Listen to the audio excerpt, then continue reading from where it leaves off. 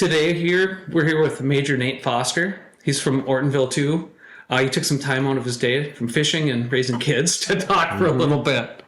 So, thanks for coming. Thanks for having me. Yeah. So, I think if we can start out with like your childhood, where you grew up. I know that, but for everyone else, I grew up in Ortonville, Minnesota, big old town. So yeah, I grew up here. My parents are Jim and Eva Foster. Went to elementary, high school here in Ortonville, and graduated with you in 1997. Just kind of a normal childhood. What'd you do for fun in your childhood? For Ortonville, you just ran around, try not to get in trouble. What about school? What about sports and that kind of stuff? Yeah. Outside of sports, it was the hunting and fishing and that type of stuff because you have the lake. So that's all you have to do around here, basically. If you don't hunt, fish, or do the outdoors, you probably don't have a lot to do. We did a lot of that. Yeah. We did it during class sometimes. During class. I remember skipping class and going deer hunting. Yeah. And then falling through a drainage ditch that had ice over it. And coldest I ever was in my whole life. I thought I was going to freeze to death. Or school, like when you had the 4-day deer hunting weekends, it pretty much shut down because everybody was out hunting. So I did that. And then sports, did pretty much all of them. Did baseball and football throughout. I did basketball from 7th grade till 11th grade. And then I tried wrestling my senior year, which went, so-so. Yeah. I was fairly strong. I had to cut a whole bunch of weight, which sucked. But the other guys learned a lot in the few years that I wasn't doing it. So I would say a 500 type wrestler. And then senior year, I also went out for track. Baseball was primary, but that's fun to throw a shot put. So I told them I'd play baseball first. And they said, well, you can do when you're not playing baseball. So I figured, hey, I can get out of more school. So I did that too. Cool. That makes complete sense. Yeah, so that's what we kind of did until we joined the military. What do you think caused you to join, or what provoked you to join the military? I probably was always going to be in the military at some point because you grow up playing war in the woods, as we call it, or guns, run around Nielsen Park or places like that. But the family has a long history of it too. So my dad's grandpa, he was a Marine during World War II. My mom's dad, the grandpa Swede, he was in the Navy during Korea. He has kind of interesting story as well.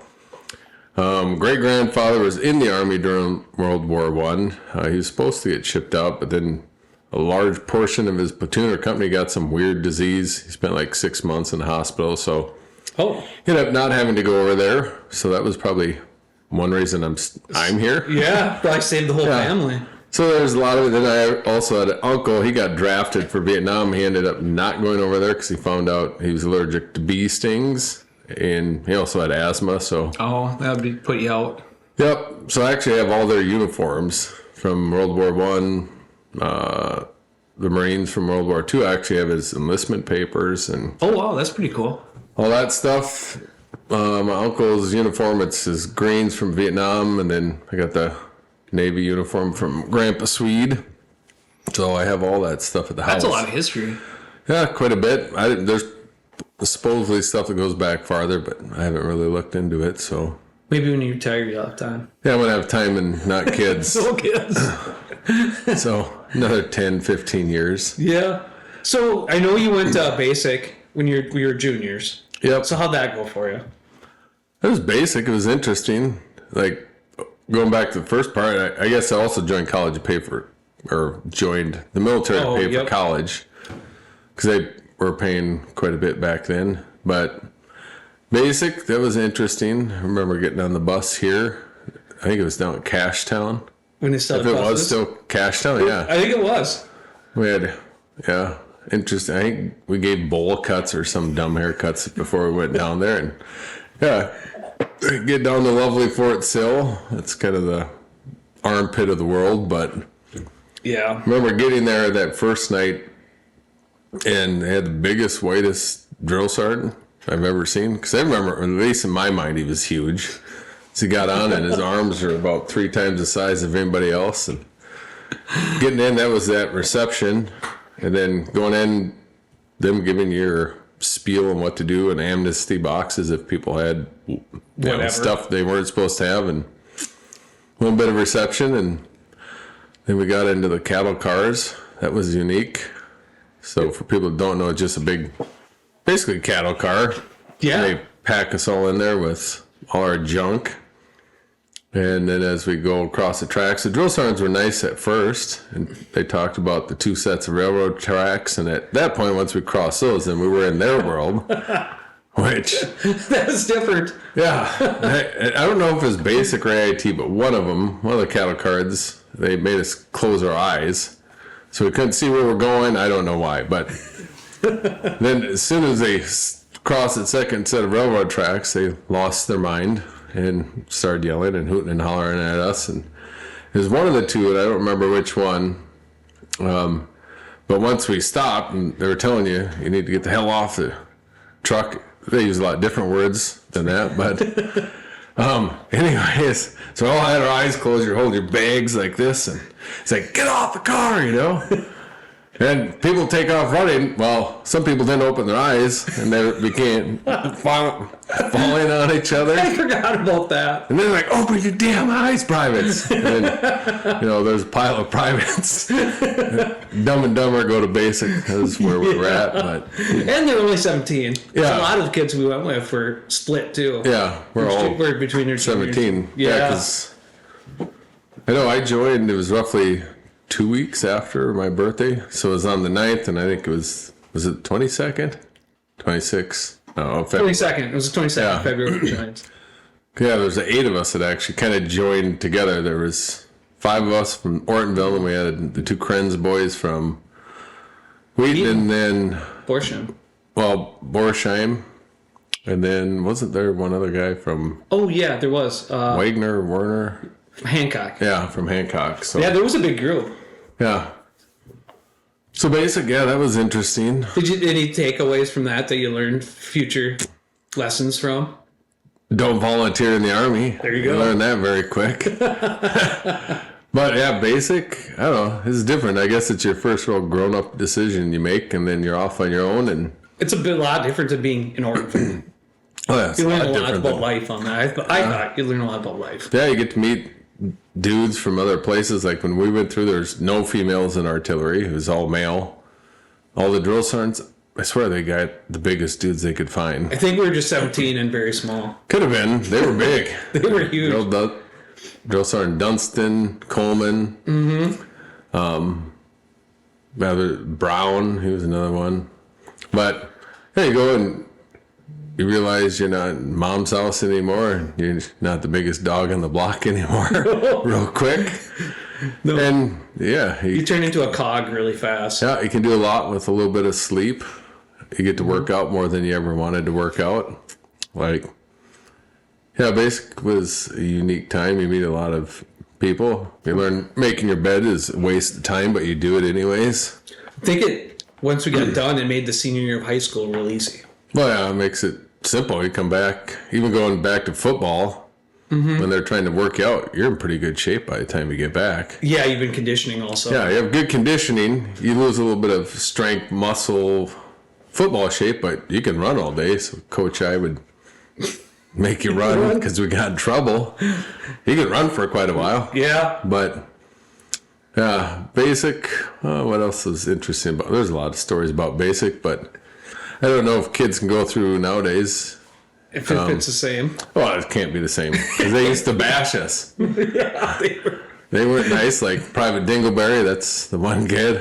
There's Drill Sergeant Dunst. I won't use the kid's name. He wasn't from Ortonville, but a different place. But he's like, Private, you know what a Dingleberry is? And because no, Drill Sergeant, he's like, you know that little ball of poop, we'll call it. These different words. On a dog's butt hair. That's you. Use my Dingleberry, Private. So he became Private Dingleberry for a while. But they bash you a little bit. Yeah, they more. bash you some. I think it was good. Yeah, it's good. I mean, you have to be mentally tough. Yeah. You were when you left. Yeah, when you have to be able to take some criticism, some hazing, I guess, bashing a little bit, because when you go overseas, it's going to be a lot tougher than that. Tougher than that. If you can't take basic training, you might as well get the hell out. I would agree. I thought like getting through that, like our graduation, like that was a pretty big deal at the time.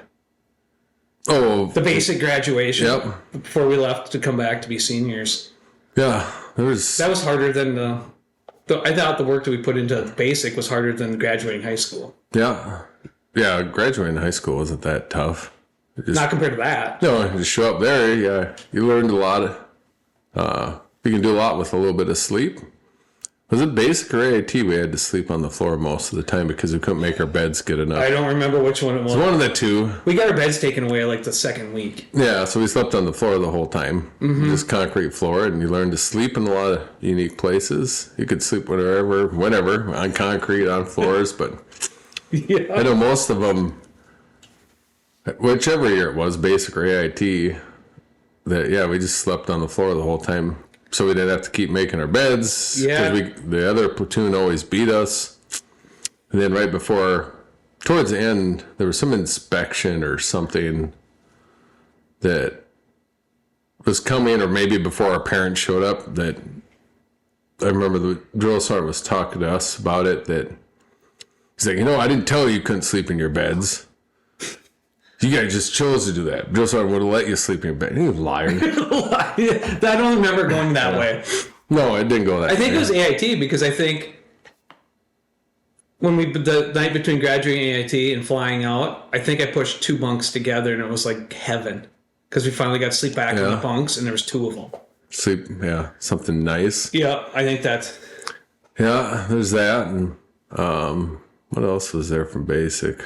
There's a lot. Oh, but you can throw AIT in there too because it was about the same thing once we came... I mean, our basic AIT was the same thing. We learned different things, but they were just as hard. And basically you go through the stuff. I just remember the bayonet course. Yeah.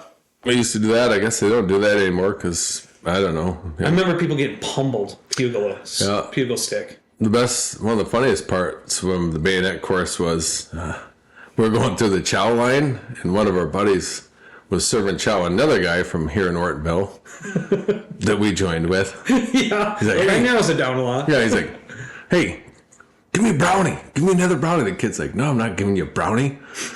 He's like, we'll get in trouble. He's like, just give me a damn brownie. Well, he gave him a brownie and he stuffed the whole thing in his mouth. Drill sergeant was watching. He's like, Private, I won't use his name, but like, what got in your mouth? He's like, and they're all running with their weapons above their head, back and forth, warning off the extra brownie they snuck. So, yeah, there was a lot of funny times. A lot of times it sucked in basic too. It did, but they were funny about it usually. Yeah. Looking back, it was usually funny. Yeah, and two, I just thought about this too, but if you just keep your head down and do what you're supposed to, like somehow I was one of the honor graduates during basic training, which surprised me, but I guess I did well enough on tests. The testing, and you were good at PT going into it. It helped a little bit. That helped a lot. Yeah, all of the above, I guess. I was going to deal PT the whole time. Yeah, basic. Yeah, basic and AIT. AIT, I think we did more PT and AIT.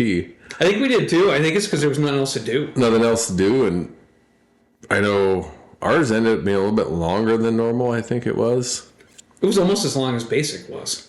Yeah, because I want to say it was the same. Like 8 weeks, and 8 weeks is normally 6 weeks or something like that. But it was a long time. I know our platoon or whatever we got, I don't know. We didn't get it, but the drill sergeants got some award for having some of the highest scores. But yeah, they had us drilling our stuff all the time, PT all the time, 50 cal. All that stuff. Well, they got promoted for it, so. Yeah, they probably got an award and we kept doing our stuff, but that's how it works in the military. You take credit for everything everybody else does. Yeah, that's the way it goes. How it works, but. Yeah. Basic AIT was pretty good. Then when we got back, we got back and went to college. Yep. And joined the Ortonville. So then at that point, we were in the Ortonville Unit 4. Yeah. It's artillery. Yeah, we were kind of, we were always kind of with Ortonville. We always were, but I mean, then we got to start drilling, like doing their stuff. Yeah, actually playing with howitzers and doing that, so that was good. What do you think of the howitzers? I don't know, I liked them because I like shooting different guns, weapons. That with artillery, you got to shoot anywhere from your M16, the M60s, 50 cals, Mark 19s, artillery. Just when the big guns go off, I don't know. I still think it's pretty cool. It is pretty cool. I miss that. Yeah. And now working at Camp Ripley, and we'll get into that more probably later, but you still get to hear them up there. And I think it was last year we took a few of our airfield folks down because they got to see the artillery shoot. So our old guns were better than the new guns. They lasted a lot longer. Yeah. Yeah, the new ones didn't last very long. No. The new ones tend to break a lot easier. The old ones, you could run them over pretty much with the tank and they'd still work. All you needed was a sledgehammer. You could fix almost everything with a sledgehammer. Sledgehammer, a 5-ton. Yeah. Pull the tube back out when the nitrogen kicked out. How many years were you in the artillery before you became better than the rest of us? No. And joined the ROTC. I don't know if it's better than the rest of us. Well, training. You bettered yourself more than we did. Yeah. We stopped training, and you it went was full tilt. 6 years I was enlisted before I ended up commissioning, but I actually think it might have been your dad or one of the other NCOs, because my goal is never to be an officer. I used to hate officers for the same reason every other enlisted guy probably does. Yeah. You were a really good enlisted person though, because you I was part of the E4. You fought for the little guy all the time. We were part of the E4 Mafia. You were. We had a very good E4 Mafia. But I think you brought the E4 Mafia into the into the officer. Well, I don't know if I did that. But I remember back in the day, you couldn't get promoted until somebody died or retired. That was the real thing. Because we had guys that loved doing what they did, and they were very good at it. They would be an E5 for 25, 30 years. And they were really good. They weren't dirtbags. They liked doing that. But you couldn't get promoted till they retired or died, I guess. Yep. So I remember I was going to go to WLBC or whatever it used to be called to be an E5, and then in college, I separated my shoulder because I played football at SDSU. So in the spring game, I separated my shoulder and then came back, and I tried not to tell anybody about it because I was still going to go. All you had to do is push-ups for one day, and I figured I could fight through it. But I think it was Sergeant Meyer was the one that asked me to, when I came to get my stuff, asked how my shoulder was. I said it was fine, and he didn't believe me. Yeah. Had me try to clap over my head, but I couldn't. I could it was really bad then. Oh, yeah, I could go like this. You can do push-ups. Yeah. He's like, yeah, you're not going. So they sent Borsheim. Okay. So he went, and then they asked to try to get into that school again. And they said they didn't have any slots for any classes. And so I'm like, well, this is going to take forever. And I think the Krenz boys may have already signed up for ROTC. Yep. But one of our NCOs, I thought it was maybe your dad. Somebody talked to us one time. Like he said, I've been proud of my career. Yep. Done it forever. No regrets. But he goes, if I had to do it over again, go be an officer.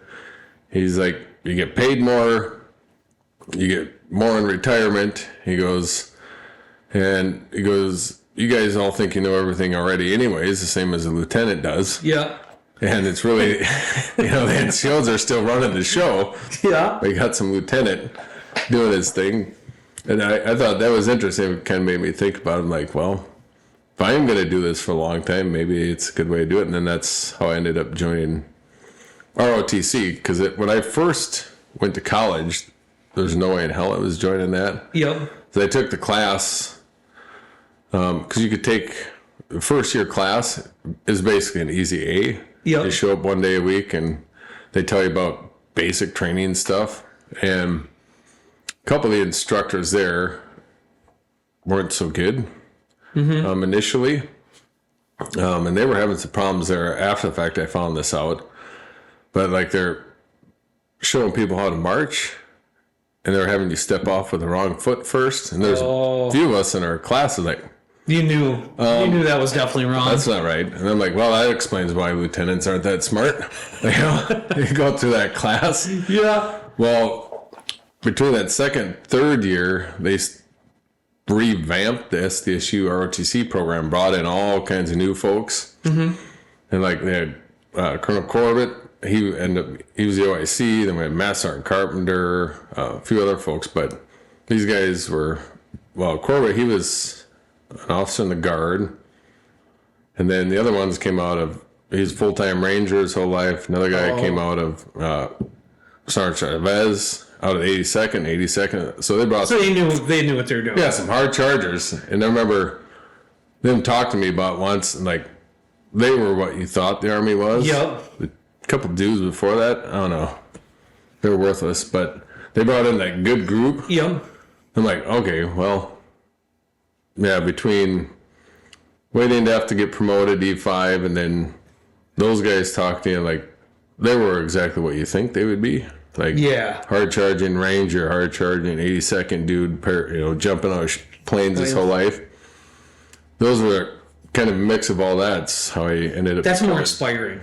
Yeah, and when you got dudes that know what they're talking Yeah. about, I mean, if you can't teach somebody to march and step off on the right foot first, I thought there were some problems there. There's some problems there, yeah. But those guys are hard chargers. Like Master Sergeant Carpenter, actually, he was out there. He's planning on retiring, and then he got asked to stay another year. He's like, sure, I'll stay. And I don't know the full story, but then somehow from there, he got pulled over to Korea, and then got sent to Iraq. And with just a few months left in Iraq, got hammered by an RPG, I believe, or something. Lost one of his legs below the knee and the other one part of the foot. Oh. But, I mean, he's so hard charging. Like, that happened in, I don't remember exactly. We'll say June. Yep. But his daughter's wedding was like in November or something like that. And his goal was to walk her down. He did. He walked her down that. Really? Yeah. With a double amputee? Yeah. Wow. Part of his foot. And yeah, but I mean, that's how. He was, yeah. He's hard charging, man. So Yeah. that's what helped kind of get into the ROTC portion of it. So when you joined the ROTC, what were you looking for? What branch did you want to get into at that point? Initially, it was kind of looking at going active duty, maybe even artillery. Part of it was I was biology pre-med during the first parts of college. So there's thoughts about maybe trying that. But I always thought it'd be kind of cool to be a Ranger and jump out of a plane after artillery. Yeah. I'm like, oh, that'd be kind of neat. But something like that. And then it wasn't until, I don't know, sometime in your third year. I'm trying to remember when it happened. But anyways, somewhere they had a branch orientation day. And it might have been out in Fort Lewis. And they have all the different branches. Of course, I went and talked to the Ranger dudes, had a little spiel. And I remember there's a lieutenant colonel there, shorter, smaller guy. They kind of got done with their spiel, and I went up and just asked him, about artillery and the Rangers. And he's kind of an ass. He's like, if you want to do artillery. Turn around and walk away. I'm like, Oh. F that guy. Yeah. And then you go around, and I remember the aviation portion, there was a guy sitting there by a Chinook. He's like, all he needs is 90 points, man. He's relaxed, chilled out. I'm like, well, that officer's a jerk. This one's pretty cool. And then they were able to take the aviation flight test. So I don't know if I took that before I went there or after the fact. I don't remember when I took it, but I passed it. And I never thought I'd pass flight physical because I had a lot of football injuries. Just shoulders, knees, whatever. And I remember there was a kid out there at Fort Lewis. He's like, well, you're going to try the flight physical? I'm like, well, I'll never pass. He's like, well, I tried. Didn't pass. And I remember he had Coke bottle glasses. He's like, flicked his glasses. He's like, might as well try. I'm like, well, I'll try. And so I passed. Yeah, so that kind of changed everything at that point. I'm like, yeah, I bet it did. I don't want to go to school forever for medical stuff, even though after the fact I probably should have done that. That would have been smarter. But then that's kind of how it started, the whole aviation thing. Then trying to get into aviation was difficult, so you have to select what you want to do. Yep. But I was part of the SMP program, so I was staying in the Guard. So it took about, I don't know, 6 to 8 months, somewhere in there, because once it passed, They The said flight physical? the flight physical, the flight aptitude test. Before you get told what your branch is for kind of branch selection, they said if you get a slot in the Guard, you're guaranteed a slot, you'll be guaranteed aviation. So I started emailing back and forth between the recruiters that South Dakota Guard had, aviation, so did Minnesota. Yep. And for like 6 months, everybody, they're full all the time. Yep. Colonel Corbett, he actually ended up becoming a general later on. I remember him asking somewhere around that 6 month mark, he's like, hey, is Minnesota giving you a slot yet? And I said, no, I've been talking to the recruiters from both Minnesota and South Dakota, and they're all full. He's like, well, South Dakota's not full. He goes, they're, call it battalion commander out there, asked if we had anybody interested in aviation because they had like 3 openings. Oh. So go figure, recruiters. Recruiter got you. Yeah. Nothing against recruiters, they're still in, but I have opinions about past recruiters. But anyways, when he said that, I'm like, he goes that if Minnesota won't give you a slot, Yep. then I'll call out there to see if they still have a slot open. So I went and emailed Minnesota again and said, hey, South Dakota has a slot for me. They didn't. Yeah. But I said, I've been Minnesota Guard, rather stay in Minnesota Guard. So if you guys have a slot, great. If not, I'm going to South Dakota. Well, they hadn't promised me anything either. Yeah. It was a little bit of a white lie. Yeah. You gotta There was a lieutenant colonel saying that he'd call the other buddy out there, and he said there was 3 slots. Yeah. And I sent it probably, I remember I did PT that day for ROTC. But somewhere after PT, around 6:37 in the morning, sent it, and I did have class that day, so I was down in the little computer lab they had doing homework, and got an email back at like an hour later. Hey, I was just wondering, we might have some openings from Minnesota. If you can get a letter of recommendation from your commander there, we can take a look at it. Well, Colonel Corbett was upstairs, and he's like, I'll write it right now. Sent it, off it went. And then,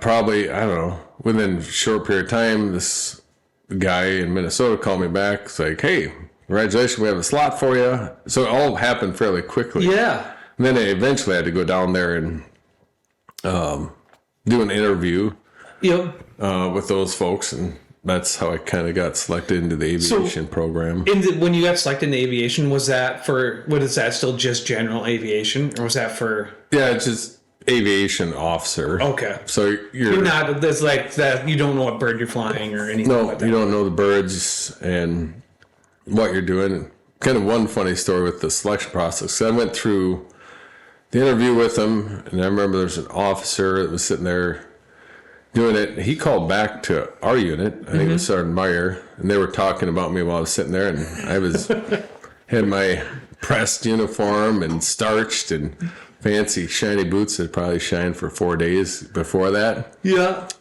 But he called and he said, I don't know. And he's like, talks to Sergeant Meyer. He's like, I don't know, I'll check. Looks over the table. He's like, yep, he shined his boots. I'm like, okay.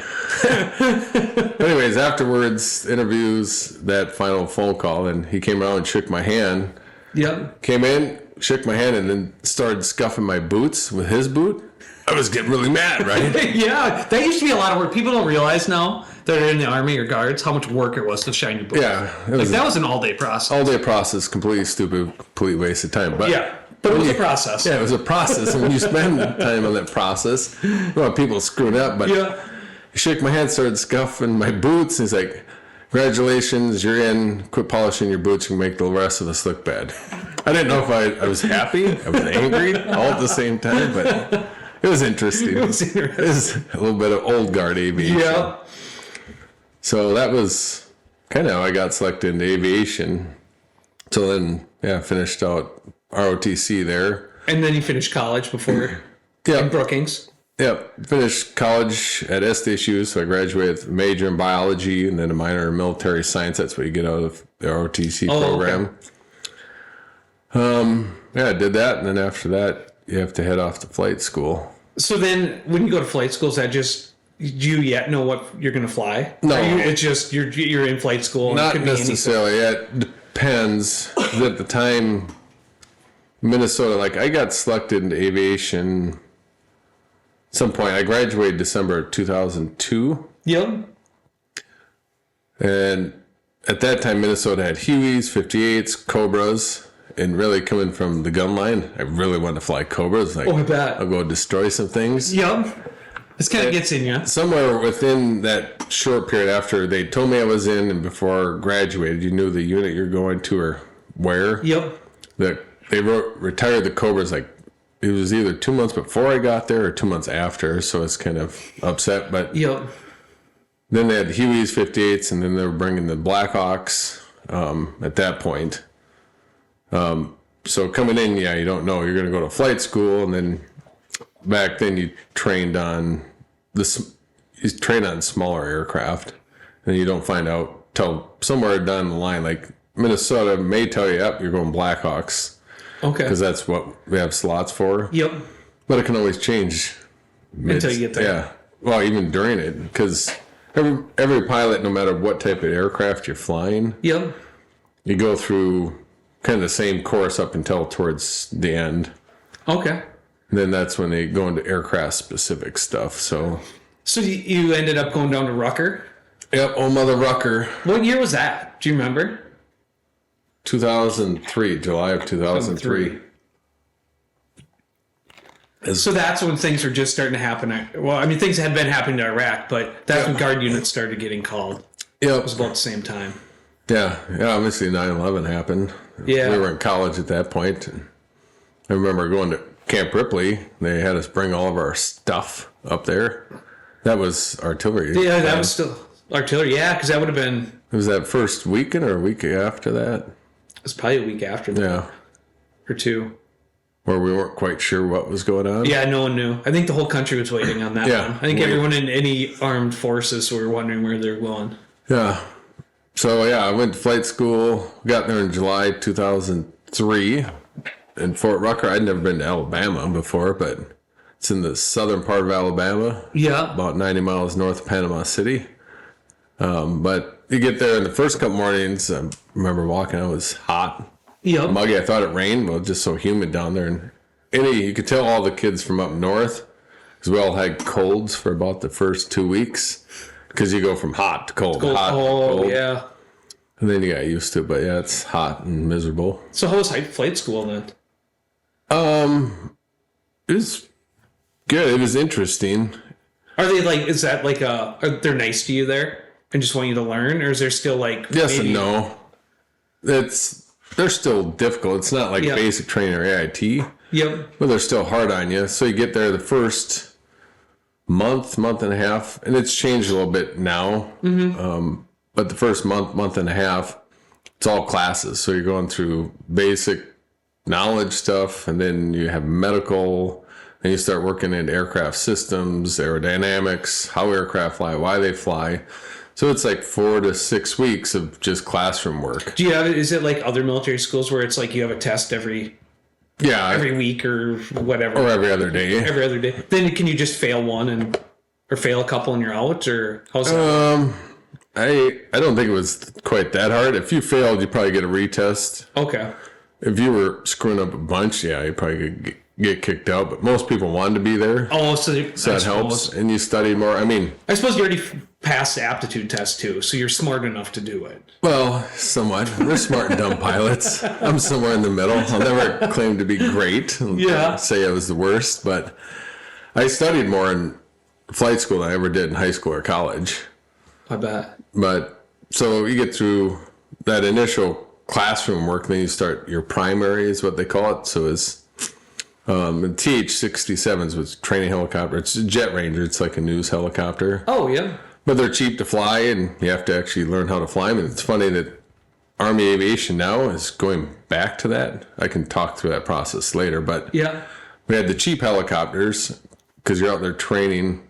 So every day you'd be learning about, I don't know, hydraulic systems, engines, whatever it is. Yep. And then once you started your flying, you'd be flying for half a day. So you might have the morning flight line, or you might have afternoon flight line. And the other half of that day, you were in academics. So every day while you're flying is basically a test. Oh, okay. Because you have your instructor pilots and they're teaching you new and different stuff, and now you get written up or get a pink slip if you suck at something or screw it up. And then academics the same way. You might have 2 days of, I don't know, hydraulics, we'll say, the hydraulic system, and then you have a test. So you're having different types of tests every day, every other day. So you're studying throughout the week, like quite a bit, and then you're having to learn your emergency procedures, limitations for the aircraft. There's a lot of underlying steps. So I bet. you get asked that a lot. And it's verbatim. We're getting better at that now. But like you screwed up were you supposed to have an S at the end of it or not? Oh, yeah. So the IPs were hard on you. Mm-hmm. So how much would you study at night? I mean, once you were done, you must study a lot. 2-3 hours. It depended. Typical day, yeah, you go, we'll say I'm in the morning flight line, you go fly in the morning, go have lunch, academics afternoon, go home, make some food, chill out for a little bit, study for a couple hours, go to bed. And just rinse same and repeat. thing. Yeah. Rinse, wash, repeat type of deal. So that was kind of every day. And then the weekend, you just didn't do anything Friday or Saturday night. And then Sunday, you kind of lock back in most of the time. Yep. Friday and Saturday nights were fun because you blow off a lot of steam Yeah, I bet. with everybody. So that was fun part of it. But Sunday, you kind of had to lock back in. And get ready for the next day. Yeah. So what was the first time you got in a helicopter like then? Like to fly it? That's got to be quite the experience. It wasn't as cool as you'd think. I mean, because I think your nickel ride, right? But you go up with an IP, and they're flying, doing everything like, all right, here you can fly. Well, you're like, you don't really do anything. Yeah. And you're up in the air, so you're really not going to kill yourself. So you don't do, I mean, it's cool, but it's not as scary as you'd think because you have the instructor pilot right next to you, and there's 2 sets of controls. Yeah. So they're helping you, and you might be doing like this. And what about when you get rid of the instructor pilot? that only happens a few times. Yeah, later on, and if we talk through flight school like that progression, that would come up when you solo, and then that gets kind of interesting. But the initial flight is kind of Okay. It's okay. I mean, it's kind of cool. It's kind of like driving a car for the first time, but your parents are next to you. But you learn a lot of different stuff. And then, like when you're flying, you're out flying for those periods. The more eventful one is when you try to learn how to hover. That's pretty dramatic. Because you get there and you can fly up in the air. You're not doing a lot because the aircraft's doing some of it. But when you're hovering, you're using your both hands. One's on the cyclic. Yep. That's kind of your rotor tilt. One's on the collective. That's kind of your up down. And then you have both feet going on your tail pedals. So now everything's going well, but that's a dramatic event when you start trying to hover.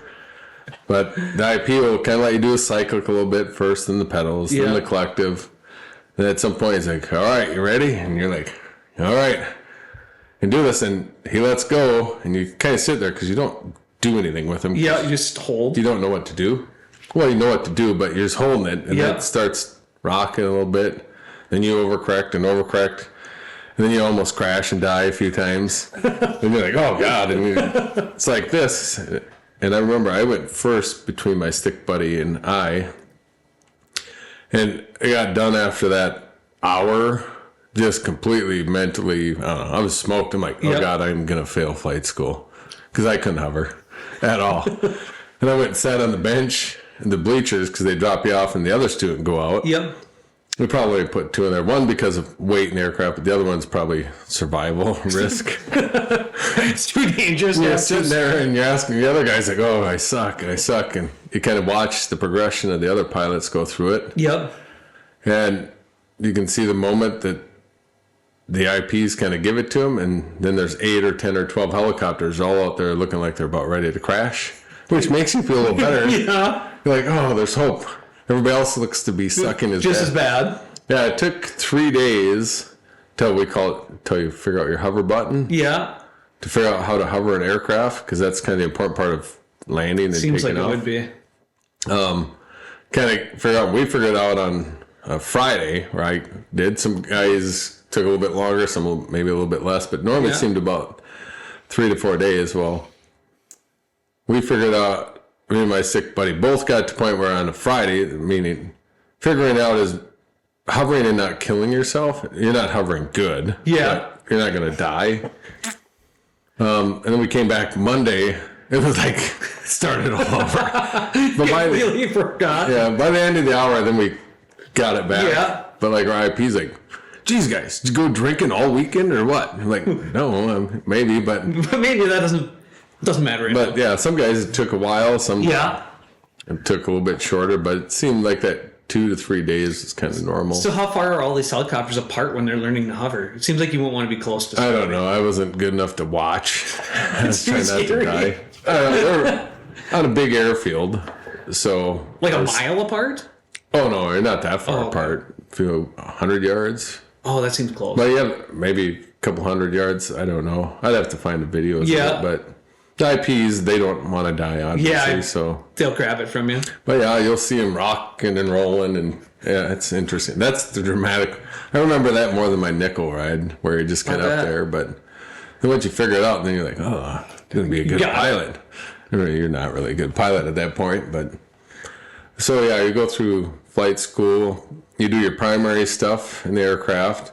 That's just basic flying and how aircraft fly, weather, all that stuff. Then we used to go into instruments. So now you're learning to fly in the clouds, which that sucks kind of. It's not as fun. No.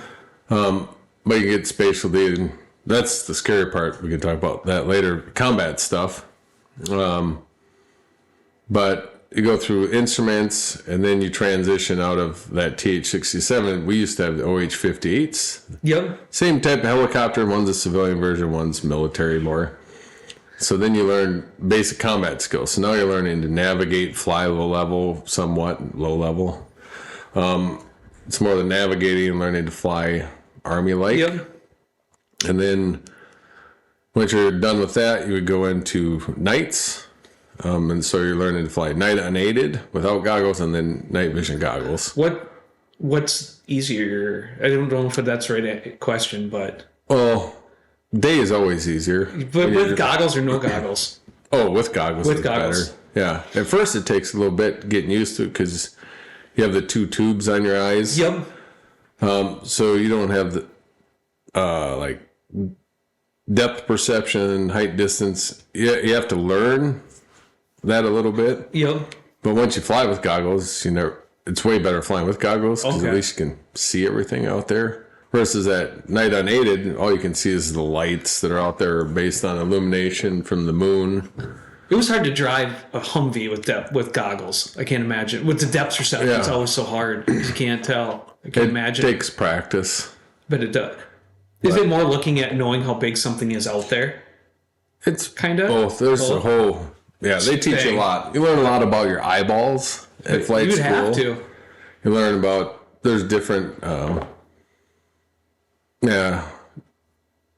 different techniques of Of knowing. knowing and learning, and size, distance, illusions. They'd go through illusions and a bunch of stuff.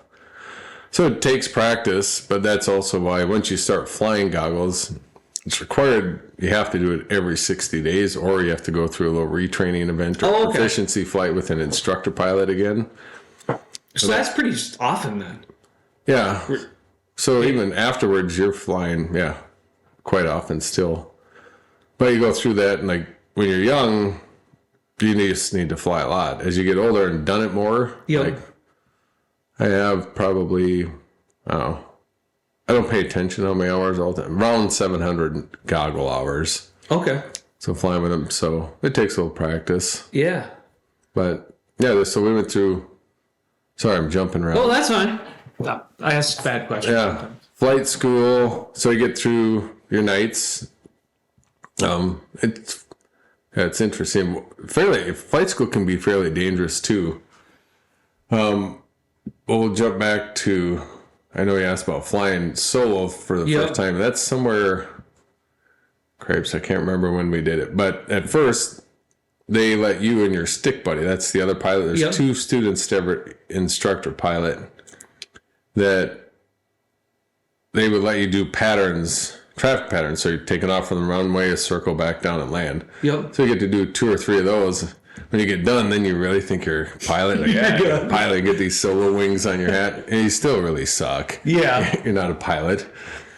But then it was during basic combat skills, somewhere in there, they let you do a cross-country solo, which for the Army, cross-country means from like a 1 hour flight somewhere else. So we went from Fort Rucker up to Troy, Alabama is where we had to go. And so we went up there. Interesting part, the guy I flew with, he did his the day before and I went the next day. We were flying up there and he was navigating, so I was flying and probably going from point to point, screwing around a little bit, maybe. All of a sudden, we got lost. He's like, I don't know where we're at. I'm like, how do you not know where we're at? So, if anybody's been to flight school, down there, churches and graveyards are really good checkpoints. Like, well, so we're circling around, and you're supposed to call the instructor pilots because there's some other instructors out flying around. So if you get lost, you're supposed to call and ask for help. Yeah. So it's kind of your guardian angels. Yeah. But so I ended up taking the map from him, and I couldn't figure out where we were either. I'm like, but there's these high tension power lines running north. Like, they got to run to a town. Let's follow them. So we're flying through this little valley, following these wires. And also we popped over this hill, and there was the airport. I'm like, we made it. We survived. And bad part is we came up, we were already within the airspace, and Troy Tower asked us what we were doing. Like, we're trying to land. We're solo 2-3. I think you have to use your solo call so they know you're new. You're not real pilots yet. Right? And so we made it. So those were the solo days. We did a couple in primary or somewhere in there. And you do like 3 or 4 traffic patterns and you go across country. So those are more fun. That's pretty quick though. So what's the time frame from you get there to doing that kind of stuff? I don't remember the initial traffic pattern. If it was during primary, months? It was probably 4 months, somewhere in there. BCS was probably like 8 to 9 months. Because I went through flight school, it took me a year and a day to get done with flight school, and that was pretty quick because every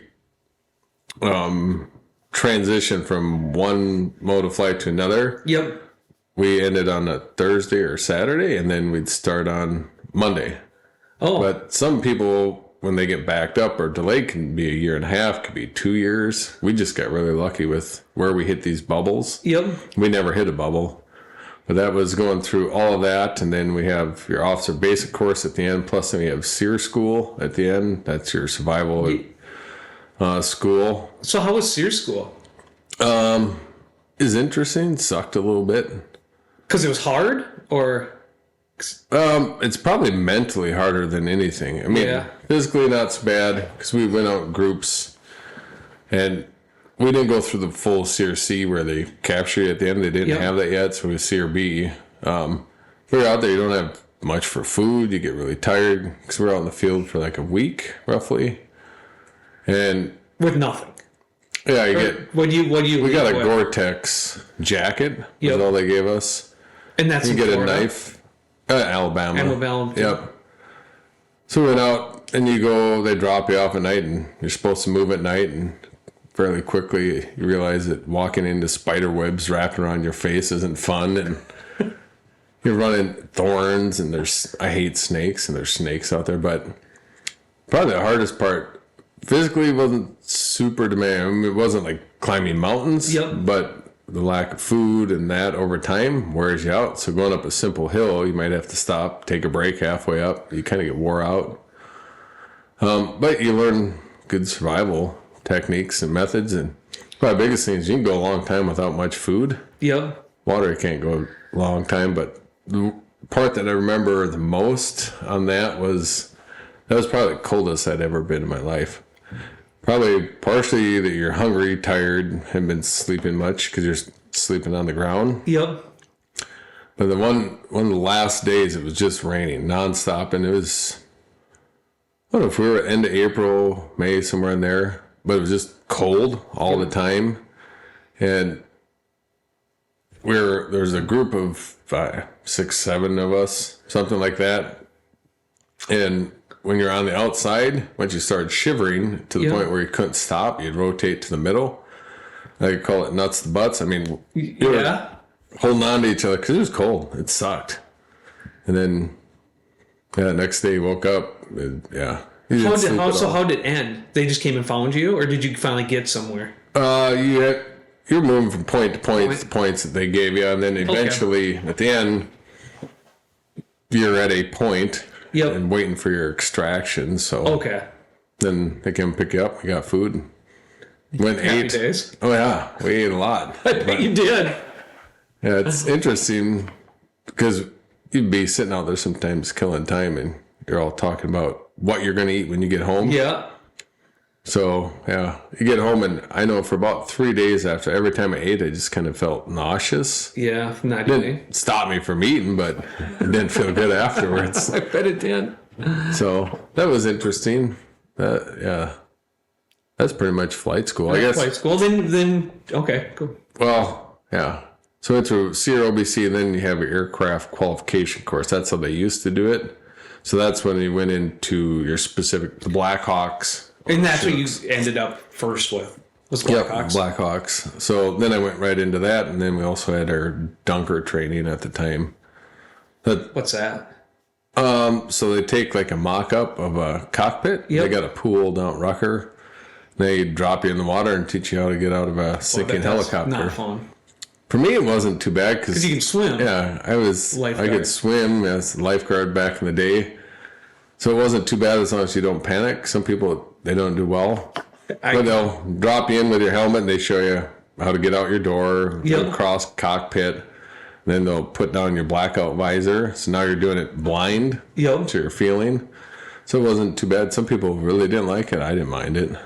I can see some people not like that. Some people really don't like the Humvee rollover thing. Yeah, so it's... In water, it would be a whole nother... Humvee rollover, because it'll come down and lands and it rotates and whoop, it'll flip upside down and underwater. But they've got divers and people in there to make sure you don't die. Yep. They spend a lot of money training you. At that point, the last day, they're not going to lose you to drowning. So we went through that, and then the aircraft qualification course for the Blackhawks is like... Oh, crap, 6, 8 weeks, somewhere in there. So that's when you're learning your specific Blackhawks. And then, like Chinooks, if you're in that, it was more of a 10-week. I think Apaches were like 12 or 14. So then you got done with that, and then did you head back to your unit? Yep, back to your unit back in St. Paul. St. Paul. And what unit were you with at that point? Initially, it was with Alpha Company, 2 of the 147. It was down at Holman Field, and then the Blackhawks were the Bravo Company at that time. 2 of the 147. And that was medevac? No, it was air assault. Air assault? Yeah, so I started off with air assault unit for the first year to 2 years, somewhere in there. Okay.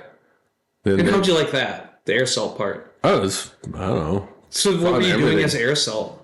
Were you hauling people? Yeah, so primarily, like, the big mission is you be moving folks or soldiers out of areas. So you could be setting up, just moving, I don't know, 100,000 people, whatever. Not 100,000, 100 to 1,000. If you're using Chinooks and stuff like that, but you might be bringing them into a battle, landing zone somewhere, dropping them off, and then after that, resupplying with supplies, that type of stuff. So how long, you were there for a year or two?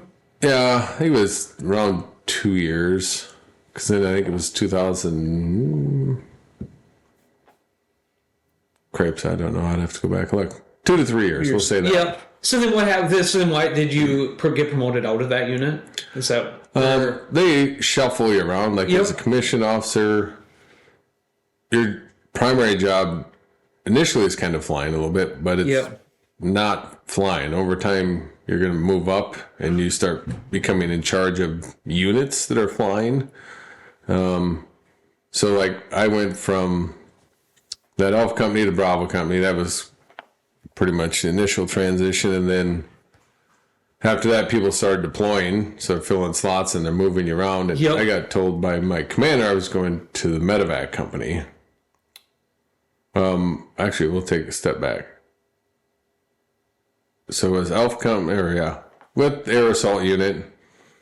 And then our Chinooks came in. I remember they asked if I wanted to be in Chinooks. I'm like, I don't want to be in Chinooks. They only have aircraft, right? I wanted to deploy. Yep. But then the Chinooks ended up deploying before we did. They got aircraft, and within like 6-8 months, that was a short period, less than a year, around a year. Yeah. They got them, took off for deployment. Oh, wow. Roughly the same time you guys left, 2005. 4 or 5. Yep. Somewhere in there, but then they shuffle people. Yep.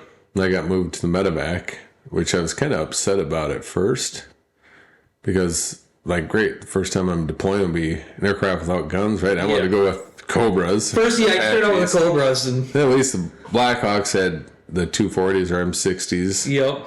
And they go with medevac. I'm like, great. I'm not going to have a gun. I'll go to war. This is going to be dumb. But that was my initial thoughts. Yeah. But like the commander told me, he's like, just be happy. You're the only one of your peers going to another flight company, not having to do staff or some crazy thing like that. Yep.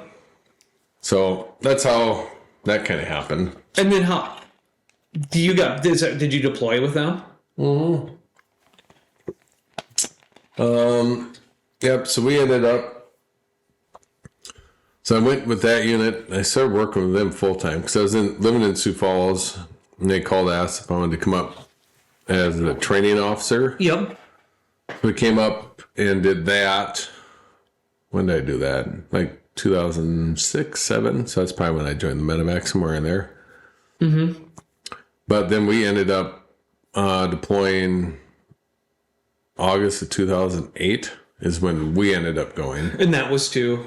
We ended up going to Iraq. So went into Kuwait, which you've been there. That's a horrible, hot place. Got into there probably September, October-ish, somewhere in there. You will probably remember dates better than I do. It doesn't really matter. It's kind of the time of the year. Yeah, 08, and then... Which was not good time there. No, it was hot. It was hot, but I mean, there was a lot of fighting. Yeah, we kind of got there right after. I mean, it was higher right before we got there, and then it calmed down quite a bit. But yeah, there was a big peak right before we got there. But we got there, and then we went up, and we were deployed. Our medevac unit was attached to the Marines, so we were all out western Iraq between. Okay. We had 4 sites, which primary base is Al-Assad. Yep. We had TQ, Korean Village, and then Ubaidi, Tripoli. They just changed names, the one up there. That was a small old dirt hole, but... Yep. I spent a lot of time out there, too. Yeah. Oh, a couple years later. We're in Al-Assad? Al-Assad. Oh. I was always in Al-Assad. And TQ. Yep. Constantly. Yeah, so I started... We flew out there, and we were medevac for the Marines. Landed in Al-Assad, and then I went with our team. So I was in charge of a FSMT, which is basically a platoon of medevacs. We have 4 aircraft and anywhere from 15 to 20 people. So we went to TQ. That was our location. That's where most of it started, was out there in TQ. So that was fairly active to start, not super active, but as you're learning the area, so you'd have some calls. If you're on a 48-hour shift, you might get a couple calls, you might not get any. You want to fly, but with medevac, you don't want to fly. You don't want to fly. So how long there, before you go any further, how long there did you till you realize like that medevacs, or when did you realize medevacs are probably more important than the Cobras? Once you start doing the mission. Does it come at some point you realize how important it's like more important? It's probably once you start doing the mission, like maybe even before that, because I know we flew some with training exercise when you're actually picking up wounded or injured, sick people. Yep. But it sinks in when you're there. Mm-hmm. We did have Cobras following us, so that helped. But yeah, when you got there, you're doing it. I mean, you kind of knew before, but it really doesn't sink in until you do that mission. Yep. everything you do matters generally, because when you're flying, I mean, somebody's hurt, sick, Something bad already happened. yeah, or you're possibly moving bodies type of deal. Yeah. So it's a bad deal, and that's one interesting part. Like the medevac mission, after the fact, doing all this, you know, I wanted to be a gun guy, but the medevac was probably the best thing I've ever done, because everything you do matters. Yep. And you have to go through, quite a bit of different stuff. But yeah, it's a good mission. It would be. Like, I remember when we were in Iraq the first time, and after an explosion and people got hurt and all that, like the helicopters coming in and not really knowing what was going on, and the helicopter landed right next to us. It's like that was the first time it's like, this is actually going to work out. Like someone knows someone's coming to help. Yep. And it was a medevac. And it was the best feeling ever. And then on top of that, the medevac landed and got blown up. It blew all the windows out. Yeah, that was Blew the crew chief up. But so the helicopter left because it had to.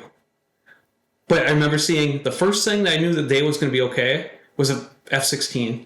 Like 10 seconds later, there was an F-16. Like you could touch it.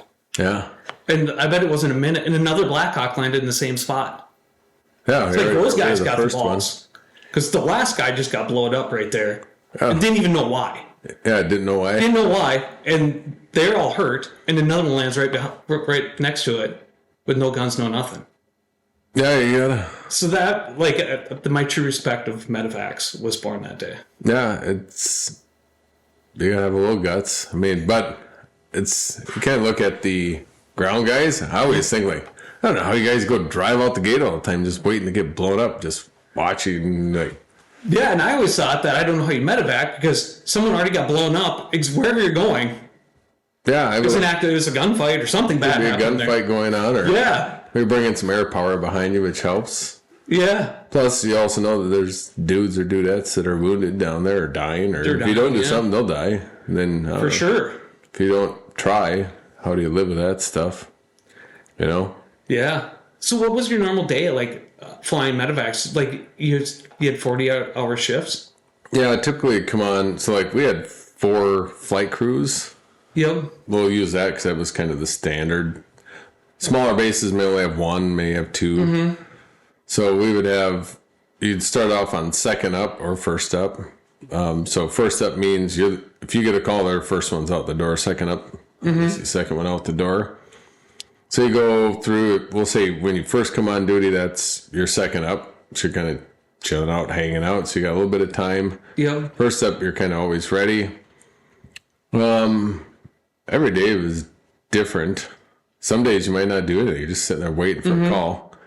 That one kind of neat thing about medevac too. Like when we first got there, not knowing how it all worked. Yep. You go to bed at night, you just wear your boots, you have your pistol in your holster. You just sleep in that because our standard is you have to be wheels up in 15 minutes. So a call comes in, the horn goes off, 15 minutes, you're flying. Okay. Some places you know the grid location, you know what's going on based on the 9 line, but that's about it. So after a while, you can kind of relax a bit once you know what's going on. But you go through that kind of process, I guess, you go through second up, first up, mission days. It just depended on what the mission was, and we could talk about more specific ones. And then once you got out first up, you go to kind of an admin day where you might be going to get chow for first and second up crews because they can't leave. They're stuck there. And then your third up day was kind of your reset day. Because of flying, because that was one cool part about aviation. They tell you have to get sleep. You can't work all the time. Yep. This thing called crew rest. It's awesome. It's awesome. Yeah, there's a funny story about that. I remember the first time I found out what crew rest. Sorry, I'm jumping. Yeah. But it was before flight school. Went up to annual training with the aviation unit, and I'm like, well, I can help go do advon. And I, of course, was a new lieutenant, so I got CQ the night before. Yep. So they I was up all night, new lieutenants, and the colonel's office just down a few doors, so I wasn't going to go to sleep. We got done at like 6, 7 in the morning, went back to Advon crews going out to downrange and set up tents, so I went out to help that, and finally, sometime that afternoon, because I've been up for like 36 some hours, I don't know, a long time, I asked the captain, I'm like, hey, you mind if I take a nap on the cot real quick? He's like, sure. And sometime at like 10 o'clock, that was sometime late afternoon, I woke up like 10 o'clock at night. Yeah. It was just quiet and black. I'm like, I had to pee so bad. So I went out the tent, and I don't hear anything. I'm like, this must be the new lieutenant joke. They just all left me in the field and went back in, right? Like sons of bitches. But I didn't care. I was going to sleep on a cot. Went back in, found my flashlight, and there's other dudes on the cot sleeping. So I went to try to find the main CP. Mm-hmm. No generators going, nothing like artillery. We're up all night. Everybody's sleeping. I'm like, well, screw it. I'm going back to sleep. The next morning I went and found my captain. I'm like, hey, sir, I'm sorry. I fell asleep. I didn't think I was going to sleep that long. He's like, oh, you look pretty tired, so we just let you sleep. And I said, everybody was sleeping at 10, 11 o'clock at night. He's like, oh, yeah, I have to get our crew rest. I'm like, what's crew rest? And he's like, well, you have to, be able to get 8 hours of rest before you go fly. I'm like, is that a real thing? He's like, yeah. For flying it is. I'm like, oh, this is going to be awesome. That's not the artillery world. No. That's where I like about crew rest. But so that's where that's where your crew rest comes. Yeah, that's kind of your third up day is you start resetting. Yep. So that if you need to, you could be called up and you start off that 48-hour cycle. Or if you burn through your first and second up crews, because that would happen sometimes, or your first up crew, that third up you can call them like, hey, you're now second up. Okay. That happened a couple times in Afghanistan or other places where, first up crew, you're limited on flight time in a day and how many hours you can fly. Okay. So once you hit that 6, 7 hours, once they got back, they were done. So now second up became first up, third up became second up.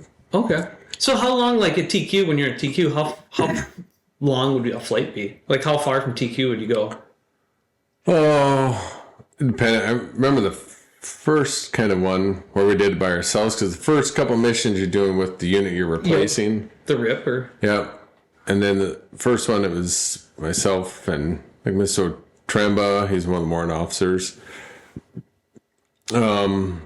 We went to Ramadi, from there out to Ramadi, so it's, I don't remember, 10, 15-minute flight. And then I was thinking that's like a 2-hour drive for us. Oh, yeah.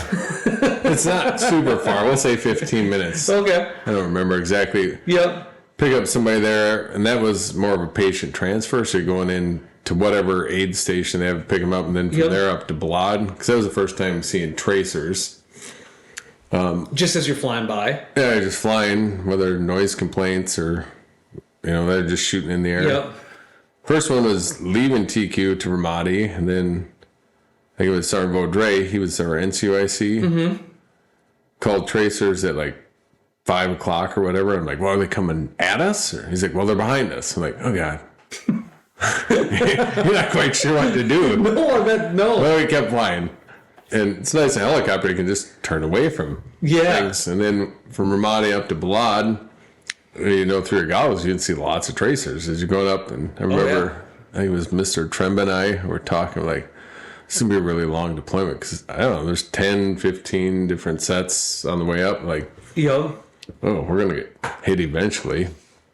But, so we go up to Balad, then from Ramadi to Balad, I don't know, we'll call it a half hour of flying. Okay. I should probably research some of this stuff. No, it's no fine. It doesn't have to be exact, but I mean... Then Balad back, but you'd have to get gas at Balad, then back to TQ. Yeah, so it takes... the whole mission takes a while. Yeah, you can be gone for an hour and a half, depending on where you're going or what you're doing. So, then Afghanistan was different. We'll talk about that. But some of those flights are short. But Ramadi to Balad, we go into... so that was... north and Cash South was into Baghdad. Yep. So we were all mainly Western. Then from there, like the next level of care would be that Cash North, Cash South. Yep. So were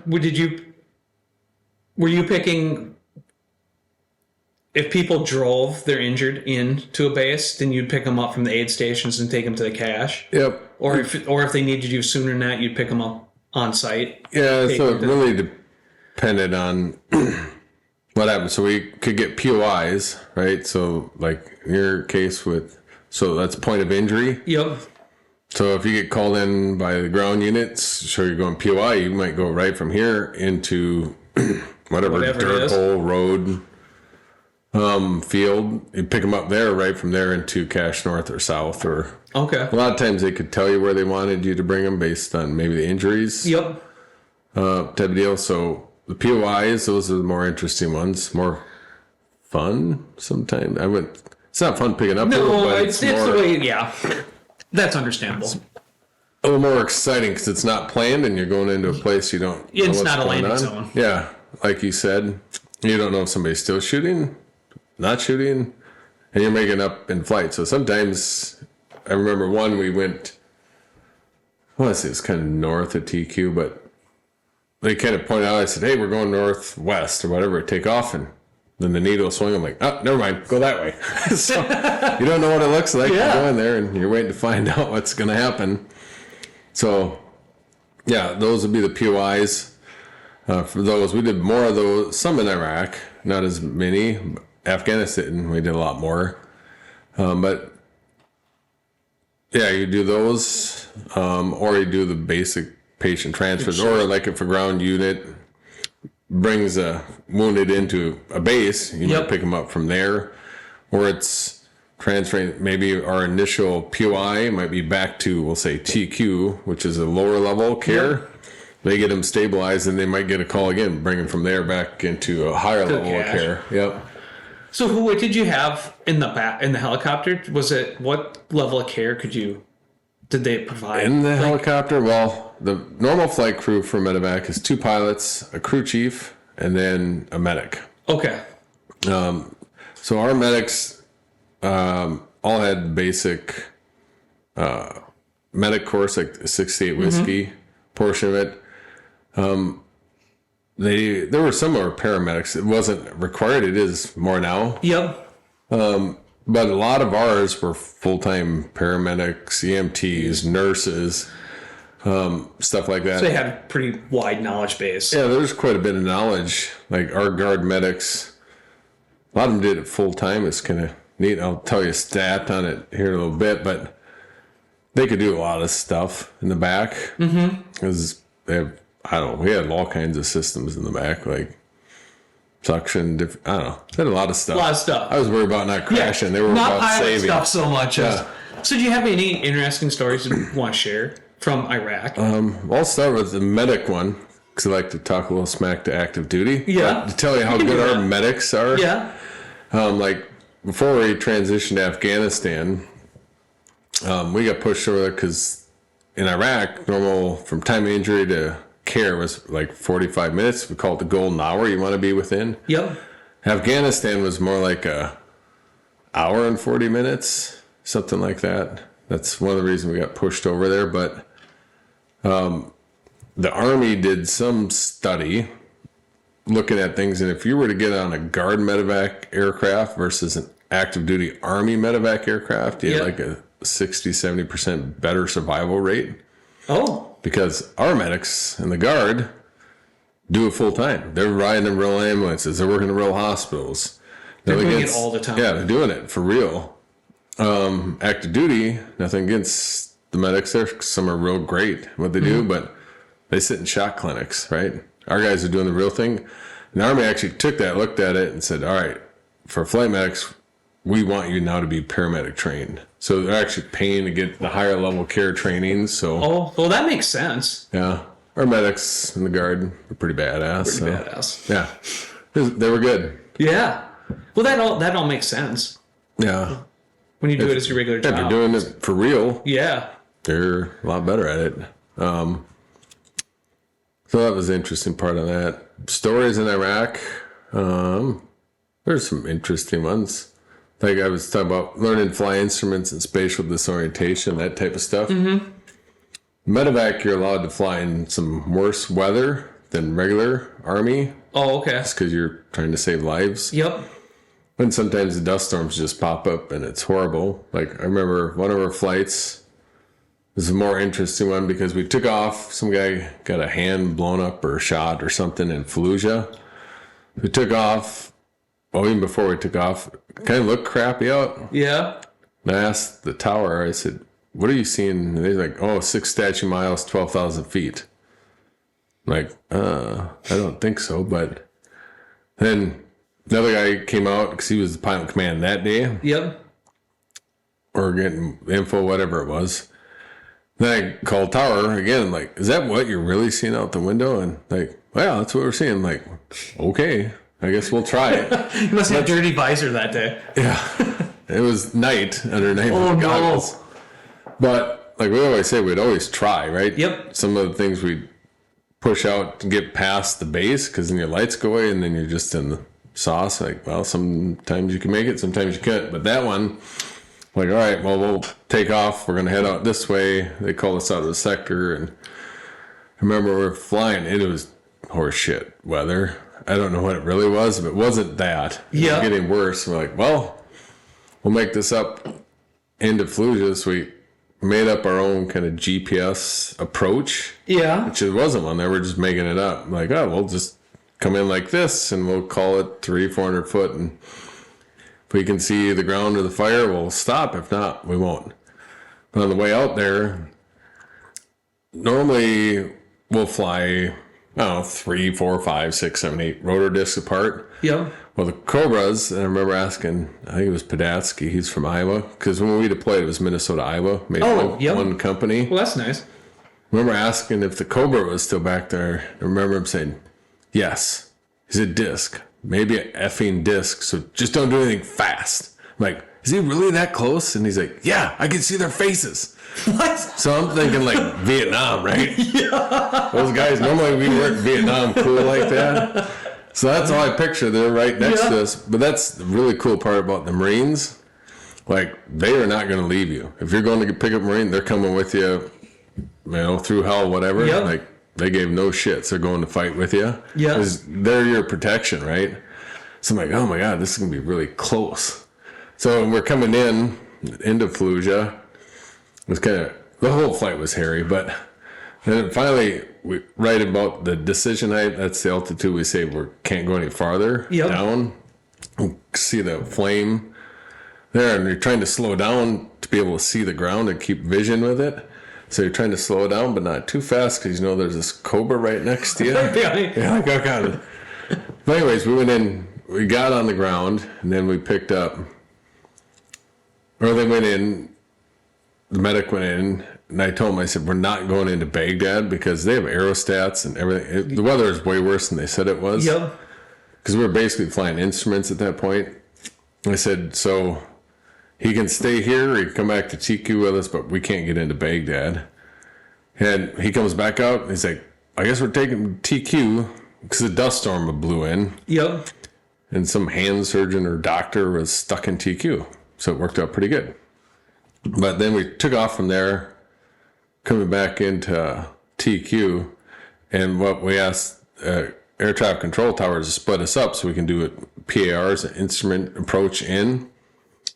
And so they broke us up, and we were coming, well, partway back, all of a sudden, it got really windy inside the aircraft. I'm like, what the hell is going on? Well, when they slid the cargo door shut, it didn't lock all the way, and it opened up. And Schweitzer, I think he was the medic. I'm like, what's going on? He's like, well, the cargo door opened up. I'm like, the patient at least strapped down. He's like, yeah, he's just wondering what's going on too. You know, that'd be scary. Schweitzer just chilled out in the back, just doing this thing, you know. Yeah. And I'm like, well, okay, so now we can't see anything. The door's flying open. Patient's probably not having a good day, and then it's getting windy. But then we came in and as we came in, there's a decision height, they call it. Once you hit that, you're supposed to go around. Well, we practiced enough, and we were going to get to the ground. And once we hit that, we had to get, we were going slower, and we had to continue past that. And luckily, Donovan, he was the other pilot. Eventually, he could see. I don't know how far below the decision height we went, but I remember finally getting on the ground, like I looked up. I didn't have my goggles down because I hate flying with goggles and instruments at the same time. When they put them down, you could see them. We landed, got on the ground, and then it was one of them. He might have been Donovan. He's like, should we ask to hover back? I'm like, no, we're driving. I'm not picking back. It's bad. So we dropped him off and we survived. But the Cobras afterwards are doing our after action review. Yep. They asked not to be split up again because they were going through the leans, or spatial disorientation. They're getting leans and they were transferring flight controls back and forth. Oh. They made it in, but it was hairy because spatial disorientation is unique. The only time I've really had it is in aircraft, but you can't tell where your body is in relation to, the surface of the earth. So you may be thinking you're going like this, but the aircraft's flying straight. Oh. So you have to be able to tell your body and your mind that it's wrong and to trust the helicopter or an instrument. Helicopters typically don't lie to you. Your bodies do. Yeah. So they went from flying the visual off us to that, and then after that, they just, every time afterwards, they just flew watching us. But that's where a lot of accidents happen over there, is that spatial disorientation. But so when you're in the dust storms and everything's gone, that was a unique event. I bet. Dust storms would be hard. Yep. They were not fun at all. And it happened all the time. Yeah, and we've had lots of... If you're a medevac, you're going to go inadvertently IMC. It's inadvertent IMC, it's called, where you plan on flying visual, all of a sudden next thing, you're not. You're not. Like, oh, well, this sucks. So on that last story, what was on fire that you were looking at? It might have been just a burn pit. Okay. There was something there, though. Yeah, something. So, yes, that's why I'm part of the burn pit registry. Like, there was something. There was something. There was lights, fire, whatever. Yeah. I don't think it was a vehicle or anything because we're going into Camp Fallujah. Oh, okay. So you were landing in camp then? Yeah. Oh, okay. They got him, I don't know if it happened on post, off post. They got him to their little aid station, and we're going from there. But yeah, it was, I don't know, burn pit probably. Yeah. There's burn pits everywhere. They're every base. So yeah, that's what that one was. Another interesting one was we watched a lot of TV because when you're on first or second up, it's kind of fun because nobody can tell you what to do. Yeah. But we watched movie series, whatever else. And that was kind of a funny thing. I'm thinking about stuff I hadn't thought about for a long time. Sorry. Well, that's fun. But like, interesting part, like at first, you get into these series, like one of them was Rome. Mm-hmm. Well, all of a sudden, the horn goes off. And at first, people take off, they go to their stuff, and other people would start watching the rest of it. Well, we became good enough. Well, jumping, but they keep watching. Well, then they came back. Then they'd have to start over. Oh, yeah. You got good enough, like, when it's a call, hit pause, you wait. Once the mission's done, everybody gets back together. Like, oh. You can keep watching. Yeah. Hate to miss part of your movie. Yeah, there we go. Yeah. There we go. Start again. As a team, So it's kind of cool. But that was also one of the fun parts, like medevac. Yep. It's a little bit different. The makeup of the medevac unit is different. Yep. Like artillery, right? There's a few different people, but in general, we're gun-loving, head-banging, we'll punch you in the nose type of people who drink beer. And even in aviation, air assault's more of a hard charge or whatever. The medevac, the cool part is it's a lot like regular society. Oh. So even on our team, team name's kind of funny too, but we're Foster's Fisters. Yeah. They picked that team name. But it's called, it stands for Flying Into Shit to Evacuate Ruined Soldiers. That's what we tell everybody. Yeah, that sounds right. Yep. But the cool part, like just in our team alone, is like super cool team, like the different type of people. Like you have your former artillery guy. Mm-hmm. We had a former guy that worked with special ops. We had a highway patrolman that flew with them, did undercover stuff.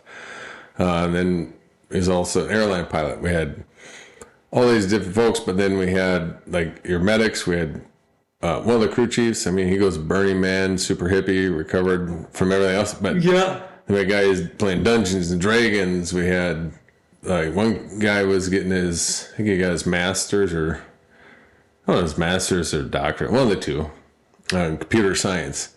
So all these different types of people, which was super cool because, I don't know. I think that was a lot. I think that has a lot to do with guards too. Yeah. The guards is different. Yeah. Because you get everyone that has usually college degrees because that's the way they joined in everything. Yeah. It's not just one thing. Yeah, Everyone's got a degree in something. Yeah, they're all experts somewhere else. Yeah. But then they also bring in the uniqueisms of their own life. Because you get to learn a lot about folks on your team because you're stuck in buildings for 48 hours time. And so, yeah, we got a lot of Iowa guys. So there's some full-time military folks in there too. But yeah, just the different makeup. We had cowboys. We had a little bit of everybody, but just kind of cool. The medevac. And you all got along. Yeah, generally everybody gets along. I mean, there's days like anywhere else. Yeah, days, you're going to have that. You get a little grumpy with each other. Yeah. You come back together. Same with family, right? Yeah. It kind of happens. Yeah. And then you have a mission or something, and then you forget about it. Yeah. Or go do something. But yeah, I jumped away from Rome. But that one other mission, we were sitting there, we'll say, watching Rome one day. Yeah. And it was the first time that all of a sudden, boom, we heard some big explosion. I thought it was on base. And I remember a little dust coming out of the ceiling. I was like, oh, God, that must have been close. Maybe we got hit at the gate. Maybe it was mortars. Yeah. Something like that. And we went outside and we're like trying to figure out what's going on. I could see smoke off in the distance, but it's a long ways, like Fallujah. So, how was that, 12 miles away? It's a ways. I don't remember. And then nothing happens. No horns go off. Nothing. Guys are getting their gear on, ready to go. And I'm like, well, that's interesting. All right. Well, I guess we're going to sit back down. Well, eventually we started getting calls, but that explosion was too, I think they had cement trucks or dump trucks or something like that parked next to two different police stations or a police station. Yeah. They set them off and boom, wiped out a few blocks, but it's 12, 14 miles away. Like shook the hell of our building. Like, ooh, that's a big bomb. That's a big one. Yeah. So we ended up going into Fallujah. I was on first up that day. And we took off with the Cobras. I remember calling one of the ground guys, like, hey, this is us. We're this far out, whatever. And he's talking back to us. And all of a sudden, kind of hear people yelling. He's like, how about you don't come in? People are shooting at us, whatever. So we went out. Cobras pushed in because they would go help secure an area. And there's some other Cobras there. And then might have been just Iraqis shooting at each other. Who knows? Yeah. But eventually, like, hey, yep, you can come in. So we went in, and that was a unique place just because you go in, and we went to pick up two or three, but it was a small, like a little compound. We tried landing north to south, and we couldn't. You see all these people around with guns. You don't know if they're good guys or bad guys. It was in my head. So I'm flying a little bit faster, and like we came in, I think landed from east to west. We were coming in, and there's antennas are coming down, and it's really small, barely big enough for maybe one or two obviously one Black Hawk. Yeah. Or else it would have made it. But it was fairly tight. We came in, and you think it was going to be not dusty, because I remember seeing a little puddle, and we started coming in, and all of a sudden it was dusty, and we almost got into settling with power. That's a different thing. But I was just going way too fast. Yeah. But that's when you come in, and aircraft doesn't have enough lift. But it caught itself. But landed in there, and I remember one of the crew chiefs or medics. He's like, oh, perfect. Because we round out as we came in. There was concrete walls around. He's like, you put that culvert right in between all the tires. I'm like, I didn't even see the culvert. I was trying not to hit the walls in front of us. Perfect. Yeah. So we got them, but anyways, second up and third up were coming as well. Yep. Because we started off with just two or three. So were you loading up Iraqis at this point? Yeah, these are Iraqi police, army. Yep. For this one.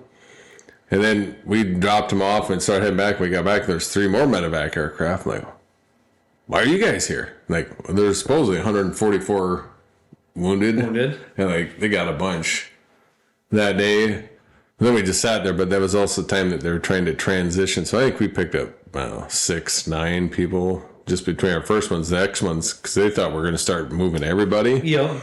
That was at the time that they were trying to get the Iraqis to start supporting themselves. Like, Yep. send them to your own hospitals instead of us all the time. Yep. But, yeah, one policeman, his face was pretty messed up. But, yeah, they were good at taking out a lot of people at a time. Mm-hmm. They killed each other more than they killed us. Yeah. Knuckleheads. They were knuckleheads on that. And the cement truck's that blows up a lot of area. Yeah, that was the first big explosion that I kind of, I guess, felt a little bit. Yep. Because where we were, we really didn't get mortared much. Probably because the Marines were there. Yeah. And they like shooting back, so people were probably fairly They smart. probably did. But, They probably quenched that pretty fast. So we were there. That's where I started like the first 3 months, roughly. Okay. Then from there to Crane Village, that was way out west. And by the time we got there wasn't much happening at all. And that was just out in the middle of nowhere. How long did you spend out there? 2 months, maybe. What was the living conditions like way out there? They must have. It wasn't horrible. I mean, Was there a chow hall? I mean, was it that big a base? the chow hall was way better than the other one. It was small enough that, because we only had our 2 helicopters and then the Cobras there. That was it for aviation.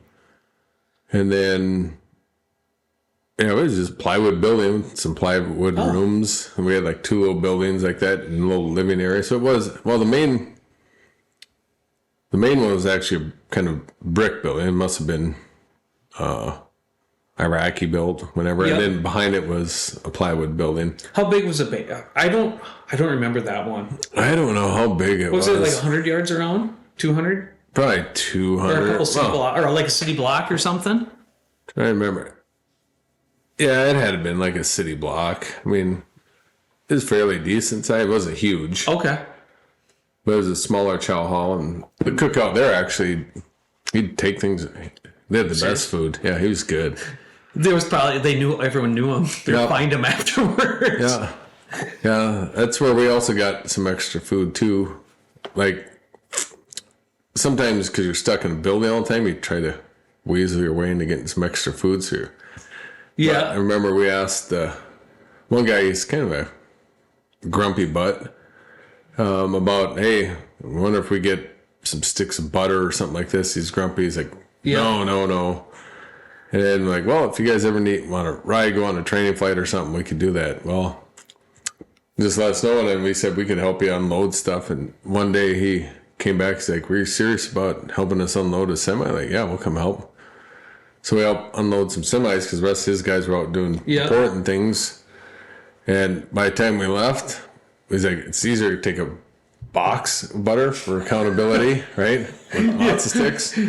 Crab legs, wings, ice cream. We had a whole grater filled up. Like, Sometimes being nice really helps out. oh yeah. And so the guys, like, I remember going away, the boxes were stacked so high because he just kept giving us stuff. They were holding it onto the side, walking away. Yeah. Some of those are kind of fun little stories, but Where'd you go from there? from there, then back to Al Assad. Okay. And then was that Al Assad? Can't remember if I got brought back there initially right away because there was the rumor that we were maybe going to Afghanistan. Yep. Or if I got back and then they told me that was happening. But So it's the next thing that happens, you find out you're going to Afghanistan? yeah, so sometime like late February, March, I came back to Al Assad and then found out that we may be going to Afghanistan, maybe not. So we start identifying people, aircraft, all this stuff. It was supposed to be by like mid-March-ish, somewhere in there. I don't remember. And then we kind of petered out like, oh, not happening. And luckily we kind of gone through identifying that type of stuff. Yeah. And then somewhere right around like April 1st, March 30th, boss like, hey, it's happening. You got to be ready in 72 hours. You're going to Afghanistan. I'm like, what? Oh, that's fast. It was quick. And like, where are we going? I don't know. We didn't know. We're going to Task Force Talon, it was called.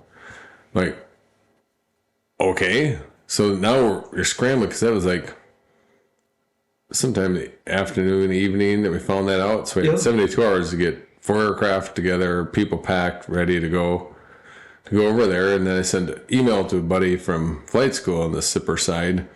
Like, hey, we're coming over there in 72 hours. All we know is we're going to this task force town. We don't know where it's at.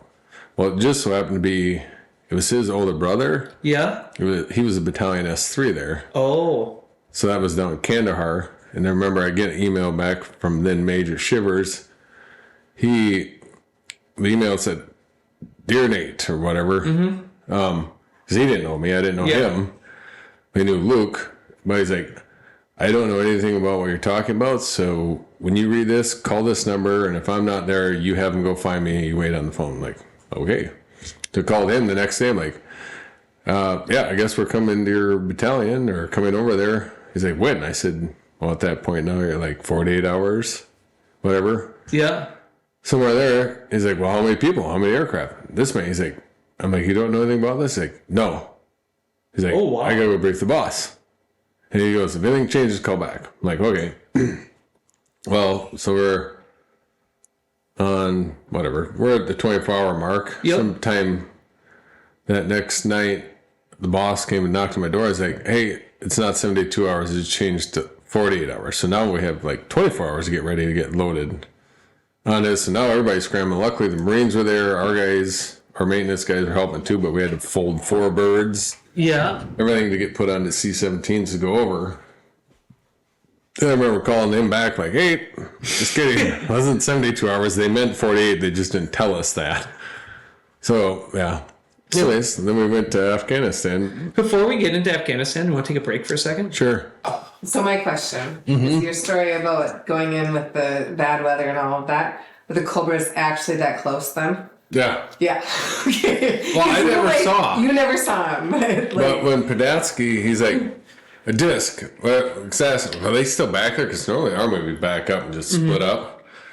He's like, they're a disc. Maybe a fucking disc, so don't do anything fast. I'm like, are they really that fucking close? Like, you're stressed out. Yeah, I bet. He's like, yeah, I can see their fucking faces.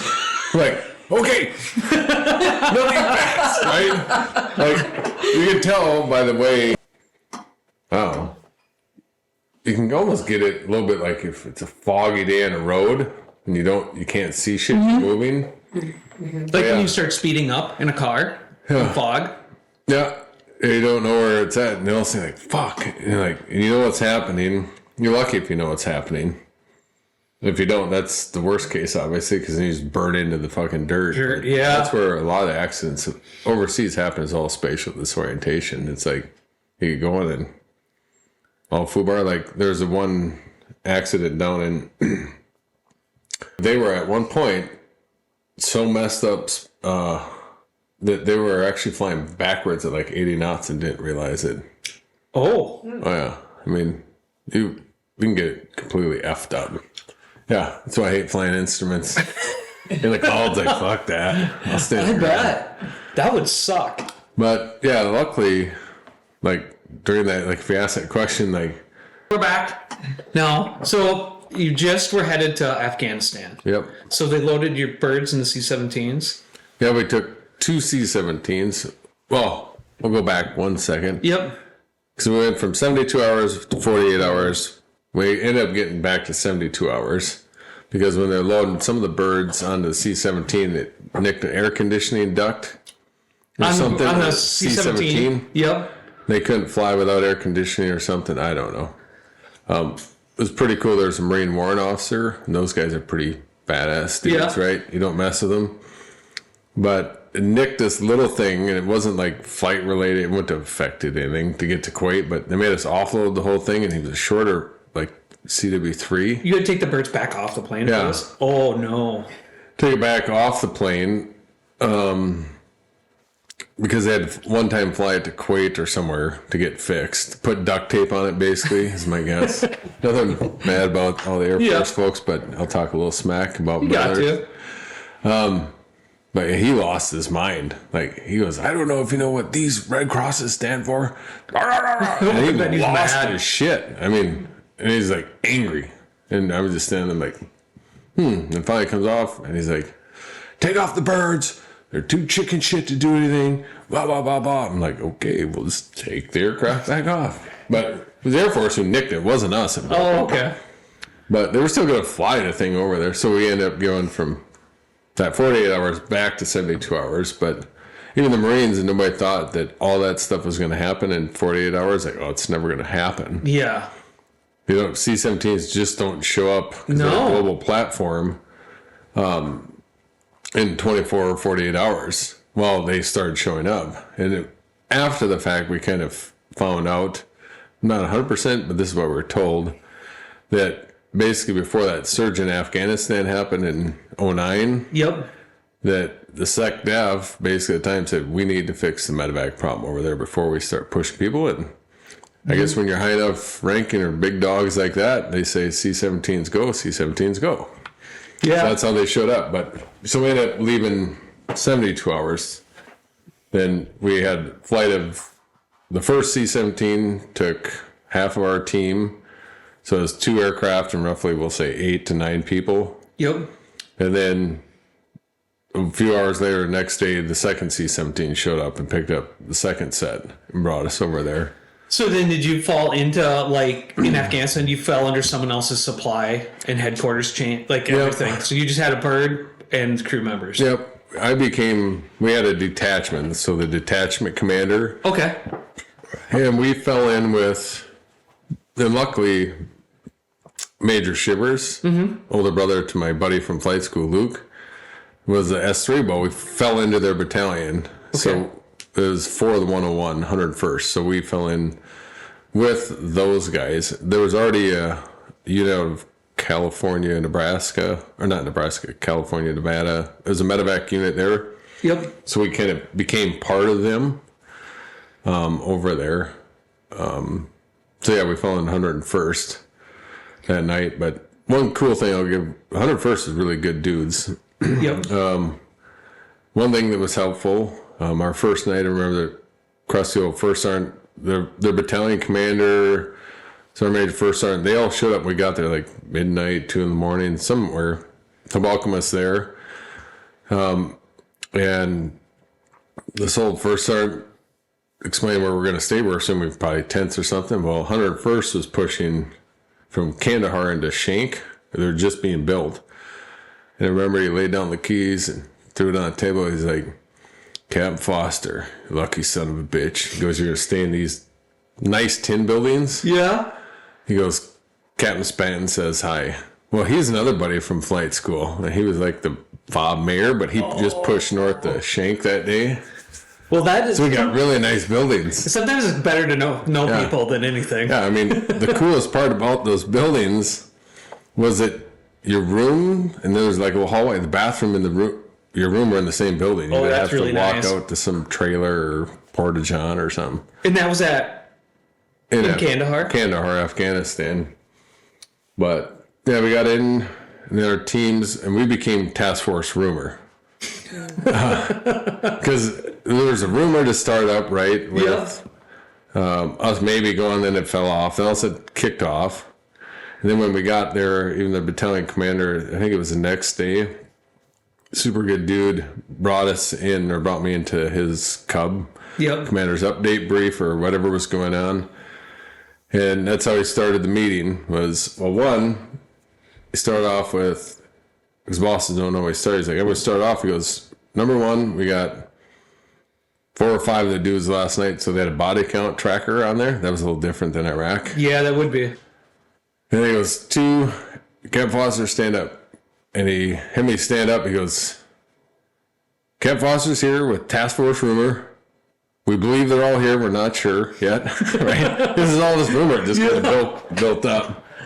But the really cool part about it was he stood up. And he's like, I want everybody in here to look at him. He goes, he's one of my company commanders now. You'll treat him the same way as everybody else in here. He answers to me, an XO, normal chain command. And he goes, if anybody doesn't do it, I'll have your ass. Does anybody have any questions? Nobody did? But I mean, that's a way to welcome a brother in, right? Yeah, that is pretty nice. I was like, oh God, I don't know anybody in here. And he was pretty stern, but Yeah. 101st was awesome. Like, they treated us the same as any other unit. Like, we were one of their own, so it was pretty cool. But yeah. Then we got there. Once the team all got there, we were kind of started getting split up. So we had primary base is Kandahar, but then we had people got pushed out to Farah. We had people at TK, I think it was Tarankot. And we had people at eventually Dwyer that was being built. That's out by Bastion. So at one point, our medevac company was split. The one from Minnesota, Iowa, was split over 2 different countries, Iraq, Afghanistan, and we had people at 8 different locations with aircraft and people. Okay. So how many helicopters did you end up bringing to Afghanistan then? 4. 4. Yep. And each one was in a different base for. Not necessarily. I don't know where all the aircraft were. They're around. They're out there. They came back. I mean, because we mixed together with the main medevac unit, so we became a detachment to them. Yeah. So had this ever happened? Did this happen with other units? Like that half the units in Iraq and half's in Afghanistan? Not that I know of. I don't know. Might have been Seems one of the really first. hard. Might not have. Yeah, it was different. It was kind of cool, exciting. But it is, especially when it's your detachment. Yeah, well, you're heading out, and I was always lucky. We always had a really good team. Like, our pilots, crew chiefs, like, I don't know, always got the best ones, or at least I believe them to be the best. Maybe you made them the best. I doubt it. They probably made me better. They had more experience and all that. But yeah, I was always really lucky. We got really good dudettes, like all the above. But yeah, our people, I remember more of that. When we were there, we might supplement crews, so we weren't 100% pure. Oh, okay. So we got in, we kind of became part of the bigger company. Yep. So you didn't stay with the crew, your choppers with your crew? No, not that's we started using everything we had. Okay. We would fly some of ours, some of theirs. I don't know. Just one team, one fight type of deal. So, but a lot of times it became mixed crews. So initially, when you get there, like doing the rips, you might be with some of their pilots. They might be with some of yours. Mm-hmm. But yeah. So we got there, started doing that. But we had people at 4 different locations at least. I mean, when Dwyer, that wasn't initial. That was built at some point with the Marines. Yep. We actually had guys living in tents again. I mean, it was brand new. Yeah, supposedly the Marines' tents kept getting blown up and stolen from Afghanis as they're rolling out west, which makes sense. That does make sense. Yeah, Farah was way out west, and TK was a little bit north. I think we only had some medics. I don't know if we ever had pilots up there. I can't remember, but we had some of our flight ops. Main maintenance portion was down in Kandahar. Okay. But yeah, it was different in Afghanistan. It was like 2 different wars. Yeah. Well, could you explain that a little? Like at that time, at this time. So Iraq was kind of dying off. Yep. Because we weren't there for the big peak. We were there afterwards, and it kept dying off more and more. I mean, stuff was still happening. But when we got into Kandahar, at first it was pretty quiet because it was the rainy season and also kind of pushed into the poppy harvest season. Yep. Where those guys, it kind of shut down everything. Do the poppy harvest is what we found, because that's their moneymaker, heroin. Yep. And they get that stuff sold, they get the money, buy more guns and bombs, and the fighting starts. So at first it was just mucky, nasty, muddy for the first few days, and then dried up. But it was kind of chilled out for a while because it wasn't super busy. Yep. But then it kind of started getting going. So, like Iraq, you might get 1 mission every 24 hours. I mean, 1 to 3 maybe, we'll see. Yep. But it seemed like when you were on first up in Iraq or in Afghanistan, you were 2, 3, 4, 5, I don't know, a lot of missions in a day. Because we were only in Afghanistan for roughly 90 days. Plus or minus. Well, so it wasn't very long then. No, we got there around April 1st, and we left like mid-July. Okay. Somewhere in there. But it got fairly busy, and you would do flights from, Kandahar, that's where I was the whole time pretty much. Mm-hmm. We had rest parts of our team out the different locations, but you could go out pick up a POI, point of injury, back to the hospital, back, get fuel, back in the parking. It was like a 0.7. Oh, Yeah, so it was quick, fast. very fast. Because there's only a few roads going in through Kandahar, right? Yep. They ID the shit out of them. Or you get some people fighting the fight somewhere else, but... So were most of the people you were picking up there, were they Afghanis? Like, No. was there a police, or were they U.S.? It was Or both. coalition? Coalition. We pick up U.S. We were picking up a lot of Canadian. Okay. We Iraqi army, that type of stuff. Because Canada was a NATO base at the time, so there was Dutch, Germans, Canadians, French. Everybody and their mother was there. Yep. But it was busy enough. Like in that one area, there was lots Canadian. Yep. But the typical crew, like I was saying, you'd have 2 pilots, a crew chief, and a medic. Yep. We started carrying 2 medics Oh. down there, but sometimes Canadian medics. Yep. I think there was a Dutch medic as well. But we'd carry them, 1, because they're starting to get busy, but 2, the Canadians we're picking up were the French Canadian. Yep. And if you get wounded, right, your first language that comes out is Oh, French. French. Well, I don't speak French. That doesn't know. So they do it so they could help translate, plus they're extra good. They're good medics too. They would help you. They're fixing bodies and stuff like that, so they could do translating if they had to, but so we were carrying more medics, but just our team in that like 90 days, I'll have to find out actual numbers. I'd have to look, but in that 90 days, we flew more missions, carried more patients than the rest of the company did for the last 6 months in Iraq.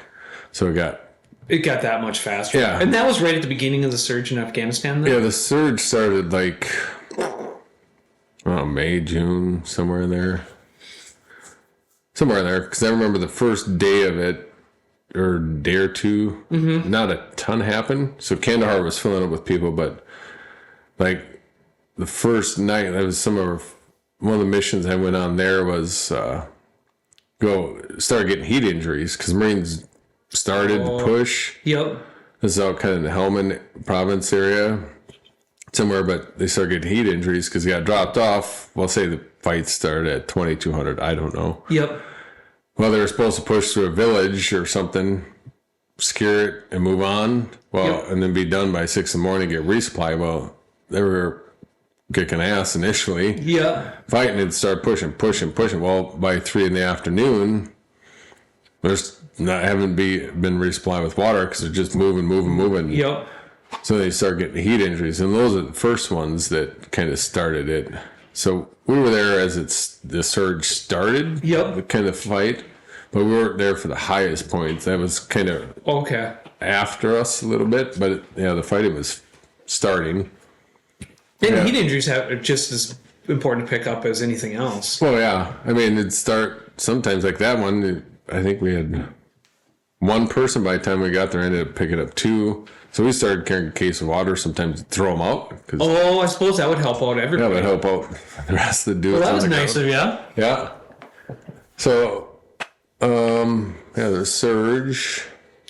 For you as a pilot, did your flying, how you fly matter compared to how injured people were in the back? Yeah, somewhat. Can you go faster? Is there a way to can. go, or is it just you just fly all It the just way it is? depends. A lot of times you could tell how bad a person was based on the medic, right? Oh, Or okay.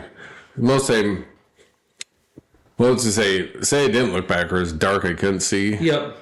You know your medics very well. Yep. And you can ask, hey, are they good, bad, whatever, just by them talking, you knew. Yep. So sometimes you would just, like if you had to, you'd max it out. So you basically redline it as fast as you could go. And you just leave the Cobras because none of the other aircraft other than other Blackhawks could keep up with you. Oh, really?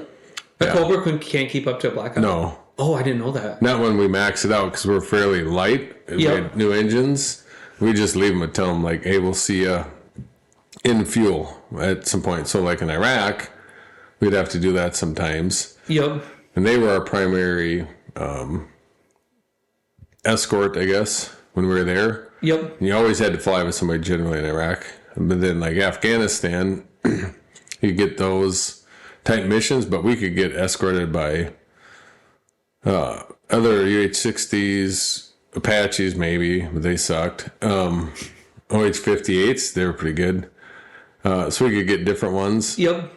But yeah, if it was just a priority medevac, you just scoot along and do your thing. But if it's urgent, like somebody's dying, Yep. you go as fast as you can go. That's all you can do is go as fast as you can go. But yeah, like the chase birds in Afghanistan changed as well because the Marines weren't with us so much. They were doing their own thing. So we got Army. At first, they were going to give us Apaches. But they take forever to spool up and all that crap. So it really didn't work out. They're just not fast enough. Well, they're slower than the Cobras generally. Okay. Sometimes, but they're trying to cool all their weapon systems. Oh. It's more of an Army Marine mentality, I'll call it. Yeah. Because I asked the Apache guy, I said, well, those are the same Hellfires that the Cobras have, right? He's like, yeah. I said, then how can they launch in 10 minutes, right? Yeah. I mean, the fastest, it wasn't me, but one of our team went from watching TV series, Rome, right? I think it was like 5 minutes and 30 seconds off and going. So that's from watching TV to flying away. Oh, that's really fast. Yeah. That's hard doing a vehicle. Yeah. So the Cobras are just good, but the Apaches, he's like, well, we got to cool this down. We got to look at this and that and this and that. Oh. No offense to all my Apache brethren, but it maybe it's not good medevac chase bird, but they kill a lot of things. Yeah, it's just not utilizing the equipment. Yeah, so we end up using a lot of Blackhawks. They would chase us, or 58s. Like I remember one time we're going through a brief with one of the, I don't know, active duty units coming in. Yep. And we were talking about what their role would be, and behind us, at least they have some machine guns, 240s. Yep. I still remember the one kid is like E3-4 crew chief, and I told him, I said, and then when you guys are a chase, just flip these back seats up because if we get extra bodies, right? Because sometimes you pick up the dead too. Yep. They're going in your bird, and he's like, why would they go in our bird? I was like, because I'm not putting the live guys with the dead guys, right? Makes sense. They go in your bird, and I still remember his face because they're just getting there and he realized I was serious about it. Yeah. But then all of a sudden you could see him going through. He's like, this is getting serious real quick. Yeah. Right? It's different. Yeah. When you have to start thinking about that stuff. And I think it's different. Like you talk about it in training. Mm-hmm. Like you talk about you train for it. And it's like you're still throwing people that are like you're simulating all this. Mm-hmm. It's like one thing, but once you see it, it's a whole nother. Yeah, it's a whole different world. Like, it's real. It's real. At that point, and like our crew chiefs and medics, they get up close and personal with it, right in the back. And I know I'll always still remember. Sorry, go back to Iraq. Yep. But the first Marine we lost wasn't my flight. It was Klein and Shifley and Armesto and Tom. But they called for a wash cart and resupply, which means wasn't good, whatever it was. I came back and the crew chief, like, remember the door opened when he stood up, looked up, and he's like, we did everything we could, but there's blood splatter around, there's blood all over the floor, and there's these little areas like this, right, that you can hook things up into. That was full of blood, and I go, it wasn't good, right? But you think about, that was my big moment, right? Yep. You see, I wasn't even part of the crew, and the crew saw it, felt it, everything. Mm-hmm. And I know that affected them, everybody, but you see the real things, and that's when you realize that, you know, you're, well, right, people who's call me Big Nate, you're a protector, right? Yeah. You realize you can't protect everybody, you can only do so much. Yeah. An enemy has a say on that shit, and yeah, you don't get to say. no, and you see the different things. Yeah, with some of the stuff in medevac, you see a lot of not so good things, but like our crew chiefs in medevac, they're personal with it. Like a lot of my memories are more some from Afghanistan, funnier, not so funny ones, but when you see some of those things. Like, I remember one of our medics, we went and picked up, I think they were Afghani, Army or whatever, hit landmines or IEDs or something, but we're throwing them on. We ended up putting 4 litters, 3 or 4. I don't remember all of it. Yep. Like, but they got the first one on. I know one of our Canadian medics was with us, and we had our flight medic. Jen was in there, and they got the first one in. His one leg was missing, the other was trashed or whatever, and tourniquets that slid him in. And so the Canadian was out receiving patients. She started working, and it's kind of, it's bad and funny at the same time. Medevac, It's you dirty. have a little different Yeah. world mentally sometimes. In the bad, you can find some good or different things, but You have to, remember- or it'd drive you insane. Yeah, well, it came in and he's laying on the litter, and she came up and put her knee right by his femoral artery. Yeah. And because I'm watching, because I want to get the hell out of here, so I'm watching, and this dude pops up like drink out of his cot, and she goes. Then he just laid back down, He was gonna be right? Because she's working him. Yeah. And I asked her afterwards, like, what the hell did you do that for? Right? He's like, well, because I need him to sit down, but he had tourniquets on, but they were leaking. Oh. And you never undo them. So she came in, put her knee right in the femoral artery, which he's already having a bad day, and then that probably I'm sure that hurt. hurts, yeah. And then he popped up, she went like this, and the dude just laid there the rest of the time, all nice, like he was supposed to, right? But she's doing it, and then she put on another tourniquet and cranked Yeah. out. The other guys come in, I don't remember all the other ones on there that day, but it was one of those funny and bad all at the same time. Bad you see it, but just, it was cool, like the medic, like just, he just laid down, he's like, She knew her job. yeah, she's very good. Yeah. But, yeah, you see some of them, like some could be, human body's pretty amazing. It could be pretty tore up and still make it through, and sometimes not so tore up and won't make it through. Yeah. But yeah, that same medic, I remember one time we were going to a POI somewhere at night. I don't even remember what the injury was. Going into a field, and the 9 line came through and said snipers in the area. I'm like, oh, That's bad. that's a bad day. Yeah, that's not good. So we're gonna go blacked out, and we have a shield next to us that's bulletproof. I never had it before because you can't see as well with it. I'd rather be able to see. And she was by us when she was a medic on there. She came up, went, wow. Shot. She goes, "You're putting it forward, whether you like it or not." I'm like, well, probably a good idea. Probably gonna listen to that Taking one. care of me, but it's Yeah. also taking care of her. Yeah. You don't want your pilot shot. No, I don't want to get shot, but she told me what I was doing. Like, Yeah. sorry, I don't care if you like it or not. This is going forward. I'm like, oh, good idea. Good idea. Well, sometimes it's hard when you're in the moment to like remember things like that too. Or Yeah, think of well, yourself. Yeah, I went to put it forward either way Yeah. because I don't know, I didn't like it that much, but that day I thought it was a good idea. Good idea. And we went and landed into that, I don't know, some crappy field, middle of the night, dusty, 'cause somewhere out there. I just remember there were some like drainage ditch type things in this field. We came and thought it could be flat, well, you couldn't. You ended up having to put your wheels on top of it, but. And then after the fact, so we going completely blacked out, got the shield forward, and all this good stuff. Then find out after the fact there was snipers securing the area. Well, that would have been good to know That's ahead a of whole time. lot different story. Yeah, It's not the same thing. but yeah.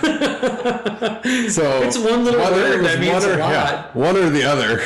Yeah. Is I don't know. I thought it was kind of cool because you got your own teammates. Like, sorry, yeah, some of it's self-preservation, but you can make sure you're taken care of too. Same medic. Yeah. For that one, but yeah. So I don't know if it was, but I think it was securing there, but it changes how you fly a little bit. But Oh yeah. in Afghanistan, that was when we started getting mortared there too. Oh, That was every day. every day. That's no fun either. No, but it was every day, every evening they'd mortar you, do that different stuff, and nothing ever landed super close to us. Not me, anyways. Yeah. Some Was it mostly just mortars or rockets? mortars, rockets, smaller ones. They didn't have the big ones, at least not when we were there. Okay. They had, I think there was a V-bit at the gate one day, that type of stuff. I know we had a rocket fly over our head one night. We were just sitting out there and hear it, Yep. and it cut, like, and everybody looked up and then boom, over that way. So it's probably smaller rockets. Did you hear the engine shut off then?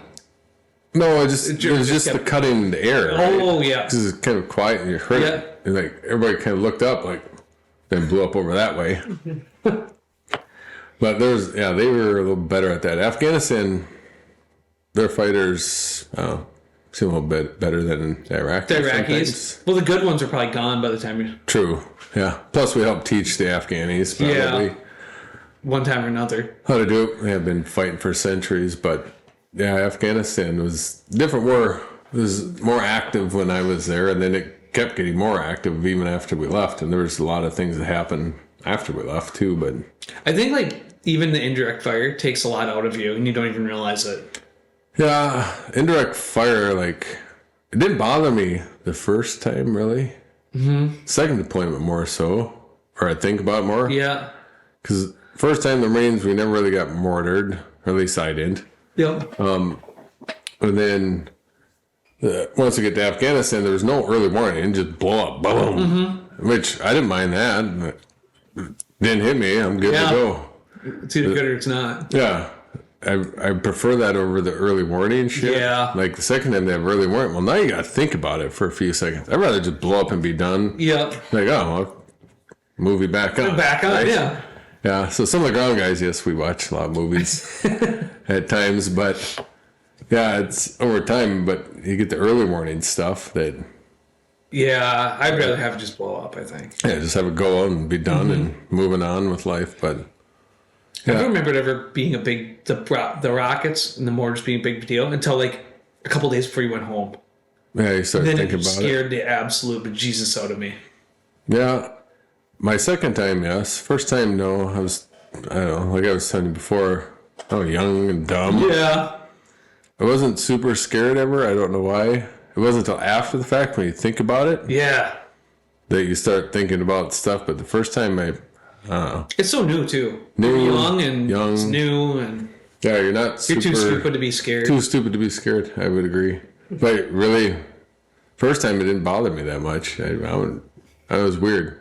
Yeah. Until after the fact, you think about it, and then the second one, then you're like, sooner or later, one of these suckers are going to get lucky. Yeah, something. Plus, I didn't have kids at that time. The weather would scare me more, but it even didn't scare me that much. I mean, it sucked. But after the fact, it scared me more. But Well, I would think in your job that the weather would be more deadly than anyone trying to shoot at you. that's what I think too. Like, weather will kill you faster. At least Way bullets faster. you can just turn away from, generally. And at that time, they didn't have, like, the surface-to-air missiles weren't really a threat. Yeah, there's just some AK or RPD or something Yeah. shooting at you. Yeah, or some heavy machine gun. There was one time we flew up to Clot. That was one direction, but right at sunset to go pick up somebody, and you never go back and forth on the same route. You always change. Well, we ended up one side of the valley, came back down the other, and they had set up some type of ambush because we were on the other side. Luckily, it's kind of a big valley, and all of a sudden you see the brrr, and they're kind of spraying the sky. Like, whoa, that's a lot of bullets. Like they have on this side, right? Yeah. Yeah. So yeah, there's those type of things that would happen too. But yeah, the nice part of a helicopter, you can just turn and fly away from it. So not like in the ground where you're stuck and you got to fight it out, right? Yeah. You Yeah. fight through the ambush. But or if your whatever. vehicle gets hit a couple times, it's just going to grind to a halt and sit there and not crash into a mountainside. Yeah, the golden BB. Yeah, Yeah. that's what we call There's it. that. Aircraft can take quite a bit, but you hit it in the wrong spot. It's golden BB. Yeah. But yeah, weather is interesting. Even in Afghanistan, because it's super dark, so there's not much for light. Mm-hmm. Except going from Iraq, where it's flat and dusty and dark, Yep. to Afghanistan when they had mountains, because where Kandahar is, you're kind of at the bottom of the mountains. It was kind of neat because you could see stuff. Even when it was darkish. Yep. out. So that was kind of nice, but the weather was crap. Did Afghanistan have the same sandstorm problem? Somewhat. Or not as bad? Not as bad as Iraq, but yes, there were still sandstorms because I remember, well, two flights. I don't even remember if they're the same flight, but I remember we had one flight we took off. It was dusty because like we could take off 500 and a half, so 500 foot, half mile visibility. I don't know if this was the same mission or different missions. But anyways, we'll say one mission we took off, us and another Black Hawk. It was 2 different missions now, I say, because there's 2 Black Hawks to one. Went out, picked up guy somewhere from something. I don't even remember what it was. Came back, but we were coming back and dust was rolling, and we were trying to get him. It was in Afghanistan because we were trying to get him over to their hospital or somewhere. And we couldn't find the hospital even though we'd been there. Yep. So we couldn't find it. So, and the other aircraft was behind us, and they were a little bit higher, but we followed the city blocks. We kind of went up, and then we came back down, a couple more over. It's like this, one of the times going back up, we finally found it, but they couldn't see the ground. That's how bad the weather was. They could see us. Yep. We could see the pad, and I remember they said, or we talked to them like, all right, we'll start coming down 3, 2, 1. We just kept coming down, because we could see the ground, but they couldn't see the ground. Yep. They could see us, and then we came down, and once we got on the ground, they could see, and then they backed up and landed behind us. Or like one of my last flights in Afghanistan, the weather was so bad. I said it was 500.5, and we took off by ourselves, because at that point for U.S. Urgent, they were saying, yep, you can go. Take it off, and it wasn't 500.5. I don't think you don't ever believe the weather, guys. But it was day, so Yeah. that didn't bother me so much. Night would have been really hard, but we took off, and we knew if we went this far, pretty soon there was about with the road. They went around it, and if we could find the road, we could follow that till it starts curving. Then we go due west out to one of the Gars, Gungar, Massigar. Everything's a Gar mountain, something over there. But we went and did that, but you were flying just over the buildings. It was like 70 knots. I don't know. You weren't going very fast. And I'm like thinking in my head, like, it'll be one of the last flights I'm going to get shot down. Yeah. That was what I was thinking about. This is dumb. Not even the weather. Weather sucked, but Yep. You're flying slow. Slower and lower than normal. And we got out and got that guy back. But yeah, the weather at times had dust. It was really dark there, but I never flew up north in the mountains too much. But I guess up there it's black. Like you can't see with goggles on. It's dark. So Afghanistan's, it was a different war. It was becoming, we were leaving one war that was calming down and entering another one. That was heating up. Yeah. And so we got there right during the first part with poppy season, and poppy's a lot different than you think too. I remember the first field we landed in. Yeah. It's poppy field, and you think they're tulips, at least from the air. Yep. And we kept coming down, and I asked, are we sinking the mud? And it wasn't mud, but they're tall. Oh, I always imagined like tulips, like that big. But the big bulbs, purple, pinks. I mean, pretty flowers. Yeah. And this is another dumb medevac mental thing, right? The Marines weren't hurt that bad. They might have been the heat injury guys. Yeah. I don't that day, but so we're waiting because they had secured a little area. Pilots don't always land where you want them to. Yeah. Rocky, crappy spot. Other side of poppy field, so we just landed in the poppies. We landed there, and yeah, they're like, I don't know, they're tall, 3 feet tall. No, they're big, but they're tall enough that while we're waiting for them to bring over the heat casualty, I don't know if it was me or the other pilot, might have been the other pilot, like open the door, ripping out poppies, like, hey, we got poppies. You put them right in the windshield. Yeah, we got flowers, got to show everybody else, right? So sometimes you got to have a little weird mental thing, like. There's a lot of bad stuff going on, but like, oh. But you found some flowers. Yeah, Pretty found flowers. some flowers. So, yeah, the country's a lot different. Iraq's sandy, flat, pretty much. You know, they've got some vegetation and stuff along the rivers, but Afghanistan's, where we were, Kandahar's kind of flat plains that go out to the Helmand province, and then the mountains would be to the north. But then the Red Desert to the south was more desert-y, if that's a word. I think that's a word. You can use it today. Desert. It looks more like a desert. Because there's just red rolling sand dunes. There was like nothing out there. But there's like this river. I always thought was interesting, at least in the one area. Went along like it's red desert on that side of it. On this side, it's the Helmand, the plains where they're growing wheat, poppies, everything else. And then the mountains would start. So we got up north, a little ways up north sometimes where we had to get up over the mountains. You climbed a 10,000 foot, but then you go back down on the other Oh, side. okay. So we were kind of in an interesting area. That would be. There's some old castles from like Alexander the Great era and ruins out there. But yeah, we're just a lot busier in Afghanistan. Busier. Yeah, so we'd have crews that would take off that first up, start going, and sometimes, depending on the day, all of a sudden they're at hour 6, like, well, go call third up. They'd do that, and we weren't even at the busiest time. The surge was just starting. And we're busier than Iraq, so. So then, so when it gets really busy, you just pretty much fly it's just dictated by your crew rest. Yeah. You were flying if hours. it wasn't. Yeah. So how long does it take to reset? You fly 6. 8 hours. I mean, you can fly. There's different things. You got duty day, which is normally 12 hours, no more than 12 hours, but it can be blessed off up to 14. I had 1 level command, 16. Oh, they okay. keep So there's a lot of increasing. different things that play into. Yep.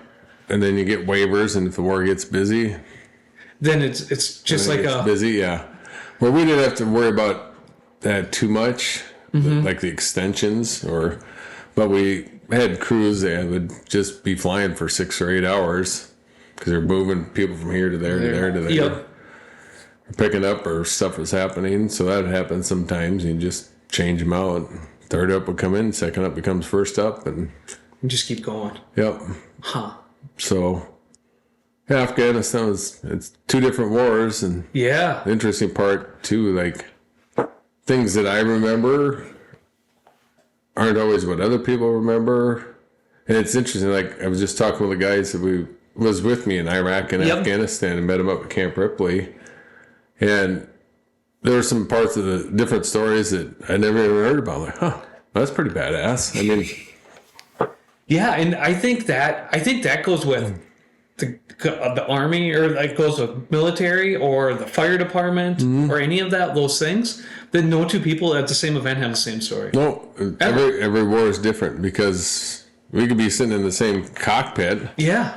and what's important sticks in your brain is different than what's sticking in my brain, but sometimes it probably works out better that way because you're focused on these, you're focused on these, and somehow it works out together as a team. As a team, it takes a couple people to make the And you full didn't- pot. Yeah, you didn't realize that all that was happening because I was focused on that or Yeah. whatever it was, or you just split up in different teams in different places. And as we had guys out in Afghanistan, like I was talking to them about the story where they're flying up, like there's more mountains area there, but they're flying up kind of dusty weather. The 82nd guys, because we were the 101st for a while, and then Yep. 82nd came in, relieved them, 101st pushed north. But they took off to go fly, pick up some guys up in the mountains, foggy, dusty, whatever it was. 82nd guys, the chase bird, like, no, we're going back. So our guys turned like, oh, you can make it. Went and talked to me, got it going. Finally, eventually, Yep. got up there. Well, they were talking to the ground force, like, hey, start driving down this road. We can see the road. We'll start flying up the road. We'll meet somewhere in Yep. the middle. Like, there's very difficult mission that they did that really got no awards for, but they were doing some crazy stuff. Yep. To us is kind of normal-ish if you're going to do it, but yeah, they did a lot. There's all those different stories right there going on, and like I remember we tried to put them in for an award for that, but anyways, they go through. But then the next group that goes out does some air assault. We'll say the 82nd goes out doing air assault, and one guy comes back with a bullet hole in an aircraft. They don't even know when it happened. The whole thing gets some air medal. Great. Yeah, you're all heroes. That's where the hard feelings of medals come into play. It's so stupid. Yeah. Yeah, I've never had a good feeling for medals. No, neither have I. It's like eye candy. It's like Yeah. giving the cowardly lion his medal, and all of a sudden he has courage. Like, great. I think it has more to do with your writing skills, or somebody's, not Yeah, yours, but correct. someone's writing skills and what happened. No, I agree. And some of them are 100% justified. And some Oh yeah, some of them are, and the problem is the ones that aren't justified yeah, screw over the ones that. ruin it for the good ones. that Yeah, are the out good there. ones. Yeah. Yeah, it's all about perspective too. Like Yeah. seeing what happens. Because I saw there was an article or an interview with a Vietnam guy. They got a Silver Star. And he said that they got ambushed one day and everybody else laid down and started shooting back. He was scared, took off running. He saw a hole, went to jump, and while there's Vietnamese in there, he's like, starts shooting them, right? Because he's trying to live. And while he got written up for like a Silver Star, he goes, that's what they saw. I was running because I was chicken shit. And I jumped in this hole, and I was killing guys because I was trying to stay alive. They're all doing the right thing. They see crazy me running, attacking. He's like, that's what I want to say. But no, there's lots of people over there probably deserve a lot different awards and some not so much. But yeah, that's why it is what it is. It is. And it kind of like you brought up that sometimes it gets normal. Like you can sign off on different things. Mm-hmm. It's the same with risk assessments. Yeah. Like how the risk assessment for doing something at Camp Ripley always ends up to be the same as one you probably did in a mission in Afghanistan was the same risk. Yeah. There's a sliding scale there. A little bit of a sliding scale, or you get used to it. You get used to it, and it always turns out acceptable. Yeah, overseas, sometimes you need to take a little bit higher risk. And if you call it high risk every time, you'd never be able to do it. You'd never be able to do it. So then it's just always in the middle. Yeah, you risk mitigate down to a medium. Yeah, but one thing you're flying at night in Minnesota, and the other one you're flying in Afghanistan, and same risk. Yep. Yeah, there's a lot of different things. Yeah, but I think the same things with the medal. There's a sliding scale for medals. Yep, depends on the risk assessments are sliding and the medals are sliding. Correct. And once you get out, nobody cares what your medals are anyway. No, maybe your kids do. Yeah, maybe. I don't know. We'll find out. We'll find out someday. They care more about duck hunting and fishing. The important stuff, but Do you got anything else on Afghanistan? there's probably lots of stuff. Any more you want to talk about? Then we could wrap this up and we'll start again. We'll make another one. I'll finish up, and then when you start flying Chinooks. Okay. Afghanistan. What else is there about Afghanistan? Well, I know the Afghan, their medical folks weren't so good. I believe that. Because we were trying to do that too, like Afghan army, we'd take it to their hospital. Yep. And one day we sat there for like 30 minutes. There was a couple guys with bullet holes in them, but their little ambulance wasn't coming. And finally, they eventually showed up, took them off. But then the next day, or 2 days later, it was an Afghan soldier as well, I think, that we were begging him, or our guys were having to beg him, and their little truck shows up, their ambulance with two dudes, and our guy's begging him, and I remember, I think it was Shep, one of our medics. He's begging the guy, and they get him there. He's like, tell him, you gotta beg this guy. And the Afghan's like, duck, duck. Got it, right? They said, no, you need to do this. They got him in the back of the ambulance. And the guy was going to shut the door. He's like, no, you need to do this. And the Afghani's like, squishy twice, and shuts the door. And our medic, been working hard to save this guy's life. And he's like, comes back just angry and pissed off. I bet he was mad. He's like, well, he won't make it. He's going to die, but I guess different medical techniques or religious beliefs, right? Yeah, they will make it or he won't, but yeah.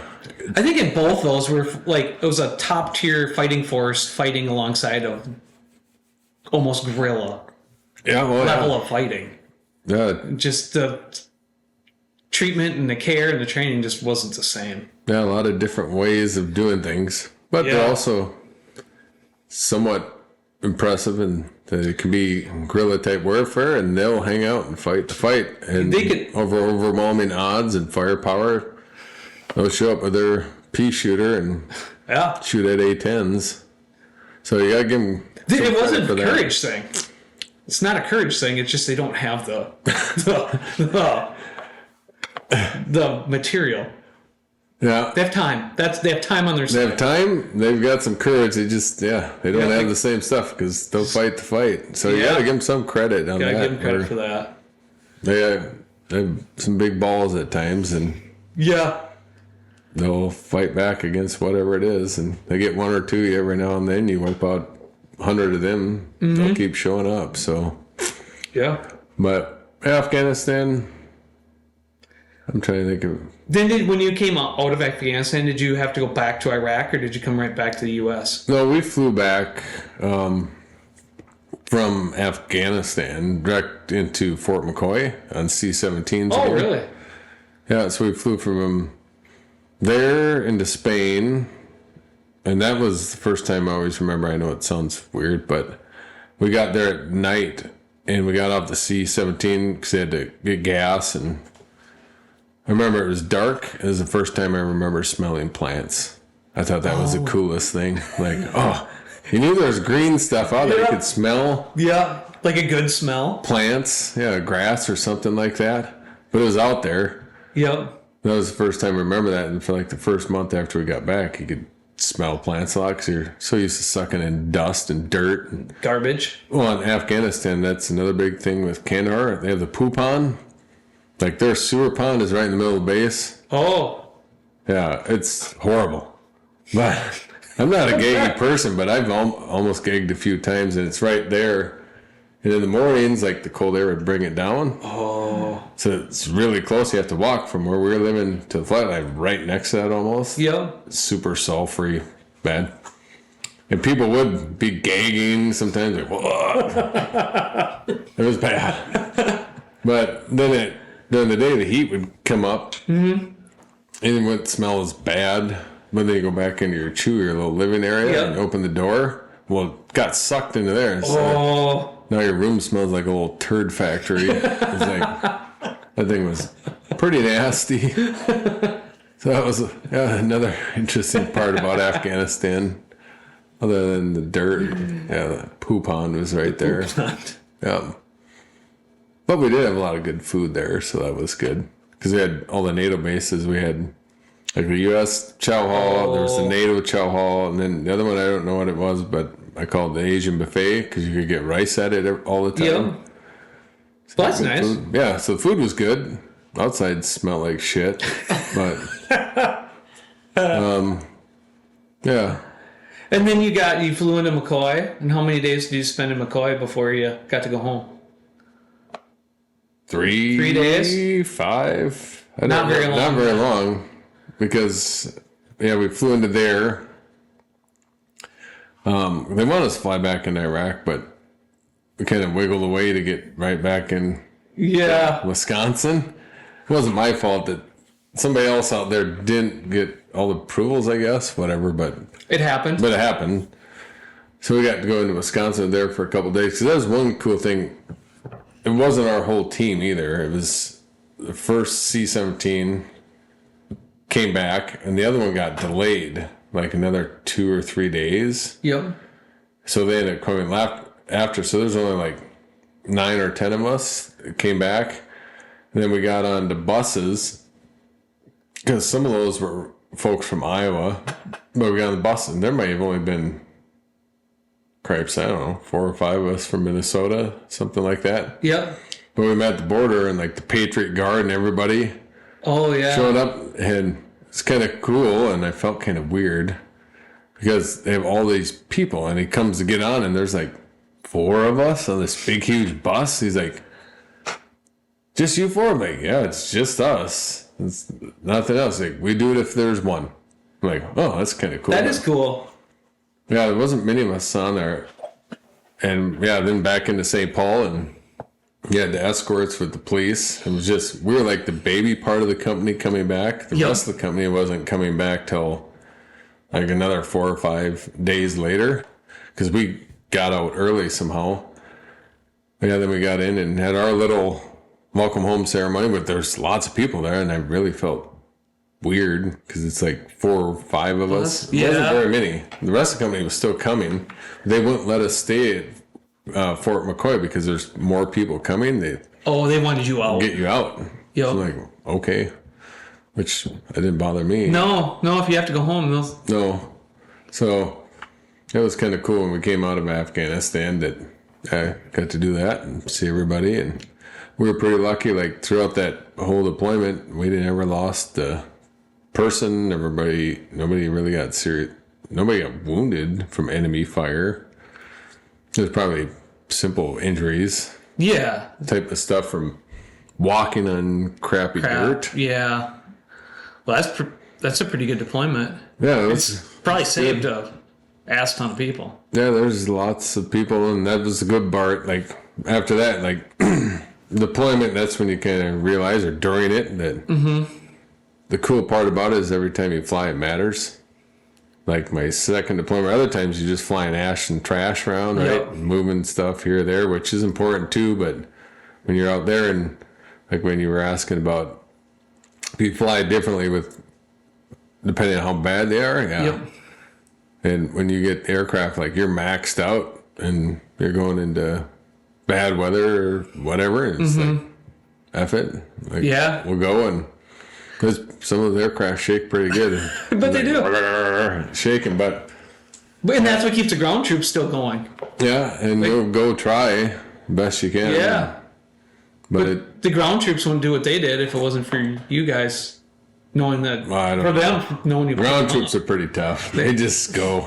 We just help out. just help out. Yeah. But you wouldn't go do that if somebody No. would come pick you up. Nobody's gonna come help you, but No. yeah, but that's when it's like that ended up being the best thing I've ever done in the military. That's cool. Where, yeah, it's cool when everything means something. Yeah. Versus just sometimes not doing as much or staff work. Yeah. And when something that you think is going to be the worst thing you ever did. Because I can just imagine getting that assignment. Yeah, I was kind of pissed being at guns. first. Yeah. And no guns. Yeah, I can no just see guns, it. send me to war. And like my commander said, just be glad. You're one of the only ones going to another flight company. I'm like, all right, fine. Yeah. But it ended up being one of the best things I ever did. So it was pretty cool. Yeah, it'd be hard. I can't imagine how meaningful it would be. Yeah, it's like everything else. I'm assuming every other type of mission that's out there has meaning behind it too. Yeah. But not, yeah. It does. But saving people's cool too. Yeah, it's cool. Yeah, it helps. It helps. Yeah. But yeah, luckily for like me, the pilots, you don't go through as much stuff as probably the guys and gals in the back because Yeah. they get personal with it. And we have crew chiefs that are good at fixing helicopters. They're not Yeah. there to fix people, but they end up helping fix people and save people. And I can't imagine being a medic. yeah, it'd be Those tough. I couldn't, like in those caches, can't even fathom it. Yeah, I remember one thing was interesting, like just our aid bags, Yeah. the medics. Like first, they kind of set up everything's nice. Yep. But by like the end of Afghanistan, there's just tourniquets all over around the place. They have lots of tourniquets, but that's what That's what you need. stopping bleeding, holes. Yeah, I mean limbs, whatever it is, and Yep. that changed a lot. Everybody learned a lot, but hey, I learned a little bit from the Canadian medics, and yeah, the medics go through. They're smart, They are smart. and they have a lot on their plate too, which would be Yeah. hard. Like if I crash an aircraft, we're probably dead, right? And I Yep. don't have to think about it, but they're trying to do the best they can in the back, and somebody dies. Now you got to live with that a little bit. It's not their fault. No. The enemy has a say, and you can only do what you can do, but it's hard on those folks in the back. Really hard. Harder than it is probably for the pilots, but Yeah. you all live through it and you see different things and it affects everybody different. But Yeah. Yeah, you hope to find a way to cope with that. yeah, some do okay with it, some don't, and some need some help with it. But everybody goes through different Yeah. stuff at different times, and I think everybody does. Some things you'll never remember. Some days will affect you different than other days, and Yeah. sometimes it's just a weird thing gets you. You might cry a little bit for whatever reason, and just I don't know. Yeah.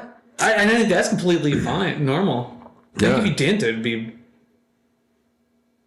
less normal, maybe. Yeah, well, and that's one thing that going over there.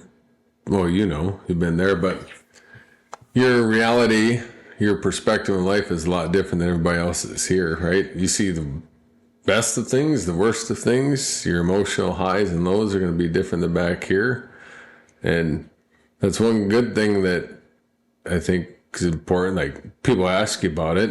Mm-hmm. It's like, yep, you see those, but your reality is different than what everybody else's reality is back here because you see some of that stuff's different. It's different. And I think Yeah, and I think Candace always says, like, the worst thing that you've ever done or seen is the worst thing you've ever seen. Mm-hmm. And it's different.